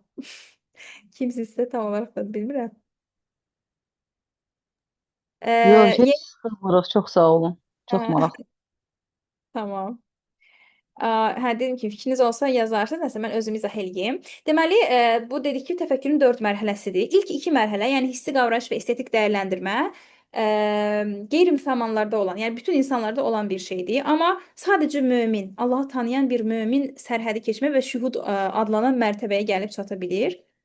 Yəni bu ilk ikisi dünyəvi bir mərhələ sayılır. Amma digər ikisi isə İslam təfəkkürünü həyatında tətbiq edən insanların yaşadığı mənəvi hallardır. Bunları necə izah eləyir Malik Bədri? Yəni hissi qavrayış nədir? Məsələn, biz bir şey gözəl bir mənzərə görürük, tutaq ki, təbiət bir mənzərəsi və yaxud da ki, gözəl yumşaq bir pişiyə toxunuruq, nə bilim, bir şirin bir uşaq görürük. Onda nə olur? Bizdə, yəni biz onun gözəl olduğunu hissi olaraq qavrayırıq. Yəni ümumiyyətlə gözümüz baxırıq və deyirik bu gözəldir. Yəni hiss orqanımız vasitəsilə o şey bizim beynimizə, qəlbimizə daxil olur. Bu müsəlmanlar üçün də belədir, qeyri-müsəlmanlar üçün də belədir. Yəni tamamilə əqli bir prosesdə. Məsələn, mən gözəl bir qız görəndə, hə, onun gözəl olduğunun fərqinə varıram əqli olaraq. Və heç bir emosional bağ qurmuram burada. İkinci proses nədir? İkinci proses də estetik dəyərləndirmə. Dəqiqə, kimsə yazıb. Sevinç maşallah elinə sağlıq, Kəmaləyəm. Nə yaxşı. Sadəcə əlimdə iş görə dinləyirəm deyə yaza və səsi aça bilmirəm. Tamam. Tamamdır. Məsəl amma olsa, sualınız falan olsa soruşarsan. İkinci mərhələ nədir? Estetik dəyərləndirmə. Yəni əqli olaraq mən məsələn bir şeyin gözəl olduğunu, bir mənzərənin gözəl olduğunu gördüm, qəbul elədim. Ondan sonra başlayır mənim o qəlbimdə, yəni bu müsəlmanlarda da belədir, dediyim kimi qeyri-müsəlmanlarda da. Başlayır o obyektin gözəlliyinə, quruluşuna, möhtəşəmliyinə belə diqqət yetirməyə başlayıram. Məsələn, gözəl bir qız görəndə hamı baxmaq istəyir də. Yəni müsəlmanı da, qeyri-müsəlmanı da və yaxud da ki, dediyim kimi də yumşaq bir pişik görəndə, bir təbiət mənzərəsi, uşaq falan görəndə, elə şirin bir uşaq, qəlbimizdə bir şirin bir hiss yaranır, formalaşmağa başlayır. Yəni ondan bir estetik bir zövq alırıq. Ümumiyyətlə bayaq da bir şey paylaşmışdım ki, yəni insanın qəlbinə gözəl olan hər şeyə baxmaq yaxşı mənada təsir eləyir. Təbiətdə yaşıla baxmaq, axan suya baxmaq, bir də ki, gözəl bir çöhrəyə baxmaq, yəni insanın o stres duyğusunu azaldan ən belə effektiv şeylərdir də. Yəni bu dediyim kimi müsəlman və qeyri-müsəlmanlar üçün eynidir. Zərif duyğular başlayır insanda formalaşır və hətta bəzi insanların ümumiyyətlə estetik şeyi çox güclü olur. Yəni onlar hər şeyin içindən estetikanı görə bilirlər, gözəlliyi görüb çıxara bilirlər. Həm insanların xarakterində, həm nə bilim tutaq ki, dizaynla məşğul olurlarsa, bunu dizaynda göstərirlər. Psixoloqdurlarsa, çox gözəl psixoloq olurlar həmin insanlar. Memardırlarsa, yenə də onu əl işlərində onu görə bilirik və rəssamdırsa yenə eyni şəkildə. Yəni Allah elə bəzi insanlarda bu hiss daha da qüvvətli olur, bu estetik dəyərləndirmə. Dediyim kimi bu ilk ikisini başa düşdük ki, hə, bunlar müsəlman və qeyri-müsəlmanda eynidir. Bu ilk mərhələ həm inananlar, həm inanmayanlar üçün əlçatandır. Aha, sadəcə yəni biz zövq alırıq da, gözəllikdən zövq alırıq. Üçüncü mərhələ və dördüncü mərhələdə isə nə baş verir? Aha. Üçüncü mərhələdə artıq biz sərhədi keçirik. Yəni o yaradılana baxdıqda mən artıq başlayıram yaradanı təsəvvür eləməyə. Müşahidəçi yaradılan obyektlə yaradan arasındakı, yəni başlayır əlaqə qurmağa. Sərhədi keçir artıq. Kainatın gözəlliyi sadəcə bir təsadüf deyil, ilahi iradənin bir imzası kimi görülməyə başlayır. Artıq məsələn mən bir mənzərəyə baxdıqda, bir uşağa baxdıqda sadəcə uşağı hərfi olaraq o uşağı görmürəm. Onun arxasında olan o hikməti görməyə başlayıram ki, Allahım, Allah necə gözəl yaradıb, Allah necə qüdrətli, necə əzəmətlidir. Yəni o hissin arxasında duran, məsələn, biri mənə alma verəndə tutaq ki, o almadan yeyəndə zövq alıramsa, artıq başlayıram o şeyi düşünmək ki, bu insan mənim almaya ehtiyacım olduğunu bildi və mənə o ehtiyacımı qarşılayacaq bir şey elədi. Onu mənə verdi. Artıq bu məmnuniyyət hissini görməyə başlayıram. Yəni bunun elə bil dediyim kimi də yaradılanın arxasında başlayıram yaradanı görməyə. Və beləliklə hər şeydə artıq Allahın imzasını görməyə başlayır insan və Allahı gedərək daha dərindən dərk eləməyə başlayır və hər şeyi Allahla əlaqələndirir. Aha. Yəni bu sadəcə dediyim kimi yalnız dərin mənəviyyata sahib insanlar üçün keçərlidir. Çünki digər insanlar, yəni nəfs əmmarə mərtəbəsində qalan insanlar, yəni həyatında günahın çox olduğu, çox faydasız işlərlə filan məşğul olan insanlar, o qədər də zaten bir də o qədər məişət işləri ilə məşğul olurlar ki, o qədər yorğun olurlar gün ərzində. Heç bu estetik şey şəkildə düşünməyə, yaradılandan yaradana getməyə də çox axıtları olmur, enerjiləri olmur, imanları da ona çatmır. Amma yəni imanımız güclüdürsə başlayır bu proseslər avtomatik olur. Dünən bir dənə bir şey tanışımla söhbət eləyirdik. Yəni ona məsələn şey həyatında çətin bir prosesdən keçir. Ona təsəlli verici sözlər yazırdım. Deyir ki, məsələn də öz yaxınlarım mənə bunu niyə demir ki? Əslində çox asandır da bu şeyləri demək. İnsana təsəlli verici sözlər demək çox asandır. Mən dedim ki, yox, əslində asan deyil. Çox sadədir, amma asan deyil. Yəni bir şeyin çox sadə olması onun asan olacağı mənasına gəlmir də. Əgər mən davamlı qəlbim üzərində dediyim kimi işləmirəmsə, məsələn evimi təmizlədiyim qədər qəlbimi təmizləməyə vaxt ayırmıramsa, imanımı artıracaq fəaliyyətlər eləmirəmsə, faydalı ortamlarda olmuramsa, davamlı dünyəvi işlərlə məşğul oluramsa, qəlbimi şey eləyə bilmirəm. Qidalandıra bilmirəm. Ona görə də məndə bu mərhələ avtomatik olaraq açılmır. Yəni sadədir bunu eləmək. Dediyim kimi bu prosesləri eləyəndə bu şey açılır bu mərtəbə, amma asan deyil. Yəni bunun üçün biz davamlı şəkildə üzərimizdə işləməliyik. Biraz effort sərf eləməliyik. Biz biraz düzgün seçimlər eləməliyik ki, yəni sonra axirətdə peşman olmayaq. Üçüncü mərhələdən sonra gəlir dördüncü mərhələ. Bunlar çox önəmli olduğu üçün biraz daha belə yavaş-yavaş eləməyə çalışıram. Dördüncü mərhələ artıq şühud mərhələsidir, mənəvi idrak mərhələsi. Yəni bu təfəkkürün ən üst səviyyəsidir. Artıq yəni bayaq vərdişdən danışdıq, bir vərdiş necə formalaşır. Artıq təfəkkür mənim təbiətimin ayrılmaz bir hissəsinə çevrilməyə başlayır. İnsan təbiətinə yəni çevrilir və mən artıq avtomatik olaraq gördüyüm bir taxta parçasında belə artıq başlayıram Allahı görməyə. Quranda ona görə, yəni Quranda 6666 ayə var da. Amma biz Allaha yaxınlaşdıqda artıq o Qurandakı ayələrdən fərqli olaraq ətrafımızdakı hər şey ayəyə çevrilir. Ayə, yəni mənə Allahı xatırladan bir xatırladıcıya çevrilir. Ətrafımda olan hər şey, istənilən hadisə. Bu sadəcə gözəllikdən söhbət getmir də. Yaşadığımız problemlər, müsibətlər, imtahanlar, hətta öz başımıza gəlməyən, başqasının başına gələn proseslərdən, imtahanlardan belə çox hədsiz şəkildə biz başlayırıq nə etməyə? Dərs çıxarmağa. İbn Qayyim nə deyir burada? Ucalıq və mütləq hakimiyyət qapıları onun üzünə açılır. O bütün kainatın yaradanın iradəsinə necə tabe olduğunu görür. Yəni elə bil belə bütün kainat, mikrokosmos, insan özünü mikrokosmos adlandırır. Malik Bədri kitabında da bunu qeyd edir. Makrokosmos da yəni kainat, universe, kainata baxdıqda gördüyümüz şeylər. Yəni artıq kainatda olan hər şeylə belə bir ritmik bir ahəng halında olduğumuzu hiss edirik. Hər şeydə artıq o şeyi, o dərinliyi görə bilirik. Yəni bunu dediyim kimi eləmək asan bir şeydir. Asan deyil, sadədir amma asan deyil. Yəni biraz işləmək lazımdır. Hər şey bir ibadətgah olur, tanış və sadə obyektlər belə dərin bir ibadət və Allahı anmaq, zikir vasitəsinə çevrilir. Yəni bir də bunlar yəni sadəcə ütopik şeylər deyil, sadəcə xüsusi növ insanların, sadəcə peyğəmbərlərin, nə bilim, səhabələrin çata biləcəkləri mərtəbələr deyil. Təbii ki, peyğəmbərlərin, məsələn, peyğəmbərimizin sallallahu əleyhi və səlləmin çatdığı mərtəbə ən kamil mərtəbədir. Bəlkə də mən nə qədər çalışsam da qüsurlarım vasitəsilə günahların vasitəsilə tam o mərtəbəyə gedə bilmərəm. Amma yenə də o feyzi dada bilərəm. O məndə o hikmət şeyi oyana bilər. Məndə də bəsirət, fərasət aktivləşə bilər. Həzrəti Osman məsələn deyir ki, möminin fərasətindən qorxun. Yəni artıq bir mömin bir şeyə baxanda sadəcə o şeyi görmür. Onun arxasında duran bütün səbəblər silsiləsini, bütün səbəblər zəncirini görməyə başlayır. Və dediyim kimi, bunu hər birimiz bu mərtəbəyə çata bilərik. Bunu yəni Malik Bədri bu kitabında o qədər belə mərhələli şəkildə, gözəl şəkildə izah eləyir ki, bunu tam aydın şəkildə başa düşdüyümüz təqdirdə həqiqətən həyatımızda çox gözəl dəyişikliklər olur. Bir də qaranlıq təfəkkürdən bəhs olur. İbrət və psixoloji dözümlülük. Təfəkkür yalnız bayaq qeyd etdiyim kimi gözəl şeyləri izləmək deyil, o həmçinin faciəni, qorxunu və sonluğu da artıq sən fərqli şəkildə analiz etməyə başlayırsan, anlamağa başlayırsan. Səndə hikmət katalizatoru başlayır işə düşməyə. Məsələn, Qarunun hekayəsində Quranda niyə sadəcə məsələn təkcə gözəl nümunələr yoxdur da? Yəni Lut qövmündən Allah bəhs eləyir, İbrahim əleyhissalamın atasından, Nuh Aleyhisselamın ailə üzvlərindən, ondan sonra Qarundan, Firondan, şeytanın, iblisin hadisəsindən, bütün bunlardan niyə bəhs olunur? Onlardan şey götürək deyə, ibrət götürə bilək deyə. Yəni insan elə bir varlıqdır ki, yəni bir şeyi sadəcə öz həyatımızda yaşamağımız gərək yoxdur da, onu öyrənməyimiz üçün. Yəni başqasının həyatına da baxanda elə bir qabiliyyət verib də Allah bizə. Onu şeydə öyrənə bilərik. Sərvət və qürurun məhvi, kibir qarşısında məsələn ilahi ədalətin necə olduğunu təfəkkür eləməyə başlayırsan artıq Qarunun hekayəsini oxuyanda. Nə bilim ölümün gerçəkliyi. Məsələn Peyğəmbərimiz sallallahu əleyhi və səlləm deyir ki, ləzzətləri parça-parça edən ölümü tez-tez xatırlayın. Niyə? Çünki ölümü xatırlayanda artıq dünyanın keçiciliyini anlayırsan, faniliyini anlayırsan, qafana nəyi taxmısansa, nəyi belə overthinking eləyirsənsə, onun yəni ölüm anında bunların heç birinin ağlına gəlməyəcəyini başa düşürsən. Yəni həyatda nəyin önəmli olub olmadığını bir ölüm vasitəsilə təfəkkür eləyə bilirsən də.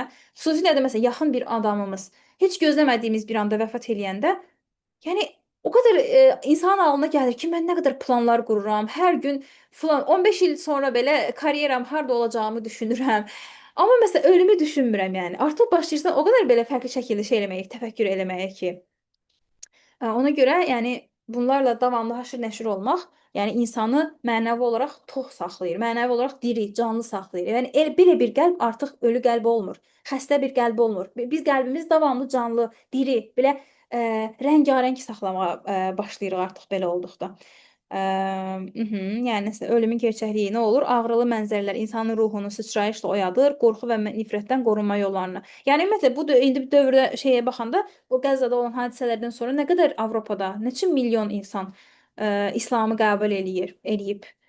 Yəni bu dövrdə artıq görürük ki, insanlar İslama belə xüsusi bir maraqları başlayıb formalaşmağa. Çünki bu qədər müsibətlərə şahid olduq, zəlzələyə şahid olduq, müharibələrə şahid olduq.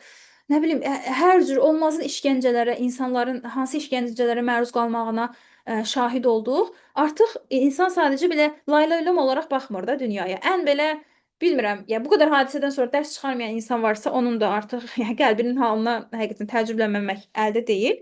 Elə də insanlar var bilirəm, amma əksər insanlarda bir sıçrayış, bir mənəvi sıçrayışa səbəb oldu bu olan hadisələr. İnsan zehni intizamını daxili mənəviyyatı ilə birləşdirdikdə ən qaranlıq təcrübələr belə dağıdıcı travmaya deyil, ruhu ucaldan dərin bir hikmətə çevrilir. Bunun ən gözəl nümunəsini kimə baxanda görürük məsələn hal-hazırki dövrdə. Yəni deyirsən ki, Allahım, o döyüşlə necə yaşayırlar, o işgəncələrə necə məruz qalırlar və ona baxmayaraq, əlhəmdülillah zikri onların dillərindən düşmür. Yenə də oturub Quran oxuyurlar, Quran əzbərləyirlər. Məsələn, Qəzzalıların həyatı. Burada Qəzzalı məsələn dostlarım var. Yəni həqiqətən onların düşüncə sistemi, təfəkkür sistemi tamamilə fərqlidir də. Yəni bizim sekulyarlaşmış insanın düşüncə sistemindən onların düşüncə sistemi tamamilə fərqlidir. Yəni onlar hər şeyə hikmət nəzəri ilə artıq baxa bilirlər. Hər şeyi Allaha bağlaya bilirlər. Allah hər birimizə yəni bu mərtəbəyə, bu şühud mərtəbəsinə çıxmağı nəsib eləsin. Yenə burada ümumi şəkildə izah verilib. Yenə də suallar var. Bunu özünüz inşallah şeyləsə baxarsınız. Baxım görüm saat neçədir? Düşünürəm ki, əslində burada dayana bilərik. Yəni 2 chapter düzdür hələ danışdıq, amma ki bu artıq çox danışsam biraz uzun olacaq. İndiyə qədər hansı bir sualınız, bölüşmək istədiyiniz bir fikir formalaşdımı? Yəni bilirəm kitabın dili çox ağır idi oxuyanlar üçün. Orada başa düşmədiyiniz məqamlar sizə aydın oldumu bu izahlardan sonra? Və ya qaranlıq qalan, çətin gələn, başa düşmədiyiniz hər hansı bir məqam varsa bölüşməyinizi xahiş edirəm. 4 nəfəriymiş, olsun. Baxım görüm. Aytən, iPhone, Kəmalə xanım və Nübar. Və mən yorğun deyiləm əslində. Əgər sizə davam eləmək istəyirsinizsə davam eləyə də bilərik. Sadəcə bir 10 dəqiqə, 15 dəqiqə də davam eləyə bilərik. Nə düşünürsünüz?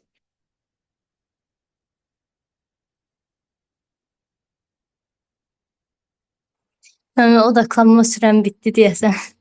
Bir şey söyləyə bilmirəm, nə yalan deyim. Yaxşı. Biraz qısa deyəm. Çox sağ olun. Çox dolu-doluydum. Təşəkkürlər. Növbəsində maraqla gözləyirəm. Tamam, inşallah. Bu çox yaxında, yəni çox elə keçmədən eləmək istəyirəm.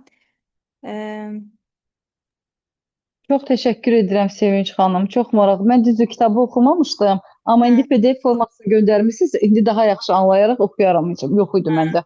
Yəni, hə. inşallah onu başlayıb oxuyaram Allahın izni ilə. Çox təşəkkür İnşallah. edirəm maraqlı məlumatlar üçün. Allah razı olsun. Allah elminizə bərəkət versin. Amin. Çox sağ olun. Təşəkkürlər. Allah sizdən də razı olsun qoşulub dinlədiyiniz üçün. Hə, yəni indi bu şeylə inşallah düzdür. Slaytları ən sonda göndərmək istəyirəm. Yəni tam bitirəndən sonra. O vaxta qədər siz ilk 2 chapter'ı özünüz yenə baxa bilərsiniz. Azərbaycan dilində PDF-i var. Yəni özünüz oxusanız, düşünürəm ki, daha belə qalıcı şəkildə həm bu qədər məlumatdan sonra, həm də ki özünüz oxusanız artıq o beynimizdə fərqli mərkəzlər başlayır aktivləşməyə və beləliklə öyrəndiyimiz elm bizdə daha qalıcı şəkildə, yəni qalır. İnşallah o bizim davranışlarımızda da öz əksini göstərəcək. Davamlı bu şeylərlə məşğul olduqda, yəni həqiqətən insan davranışı da dəyişir. Belə. Kəmal xanım, siz də nəsə demək istəyirsinizsə, buyurun. Bir şeyiniz varsa, sualınız falan da ola bilər və yaxud ki, qatmaq istədiyiniz contribution, töhfə ola bilər və yaxud da ki, nəsə şərh ola bilər. Heç nə yoxdursa. Təşəkkür edirəm Sevinç. Maraqla dinlədim. Təəssüf ki, dediyim kimi iş görə-görə dinləyirdim deyənə yaza bilmirdim. Kitabı oxumamışam, amma müəyyən qədər oxumuş kimi oldum. İnşallah gələn dəfəkinə oxuyub gəlməyə çalışacağam. Tamam. Ətraflı, detallı izah üçün təşəkkürlər. Buyurun cümlənizdən Allah razı olsun. Sizə də təşəkkürlər dediyim kimi dinlədiyiniz üçün. Dediyim kimi əslində bir daha belə ümumi bir müzakirə eləməyi düşünürdüm ki, amma bunun üçün ki, hamının kitabı oxuması lazım idi ki, hər birimiz öz fikir mübadiləsi eləyək də. Yəni kitabda nədən söhbət getdiyini bilək ki, onun üzərindən danışaq, amma yəni düşündüm ki, böyük ehtimal çox da oxumayacaq. Ona Bəlkə görə belə eləmək olar. Əgər təkrardan sən zaten belə paylaşım eləmək istəyirsənsə, bölüm-bölüm vermək, 2-3 2-2 chapterlarını hər kəs oxuyub, o yəni hissə-hissə oxumaq daha rahat olur və müzakirə daha rahat olur sanki bölmə-bölmə. Bəlkə belə etmək olar. Bu kitaba biz çoxdan başlamışdıq, amma yenə də yəni oxunulmadığı üçün hələ indiyə qədər qalıb kitab. Çünki normalda çox 100 neçə səhifəlik, 111-mi, 117-mi səhifəlik kitabdır belə baxanda, amma dediyim kimi dili çox ağırdır. Azərbaycancası da, ingiliscəsi də. Ona görə biraz şey olur. Yəni başda biraz daha az vermişdik chapter olaraq, amma oxuya bilməmişdilər. Yəni əgər oxusanız məsələn indi ilk 2 chapter'a ümumiyyətlə bir göz gəzdirin. Dediyim kimi bu keçdiyimiz chapterlardır. Növbəti kitab ümumiyyətlə 9 chapter'dan ibarətdir, 9 fəsildən ibarətdir. Yəni növbəti görüşümüz üçün 3-4 chapter'a baxa bilərsiniz məsələn. Çünki onlarla bağlı danışacağıq inşallah. Yəni olsa çox əla olar. Yəni bu şəkildə davam eləyərik. Zaten yəni bu həftə içində çalışacağam ki, yeni bir görüş keçirək. Belə çox uzun müddətli ara verməyi düşünmürəm ki, bu kitabı tez bitirək. Belə. Təşəkkürlər təkrar. Allah razı olsun. Bir dəqiqə rekordu dayandırım.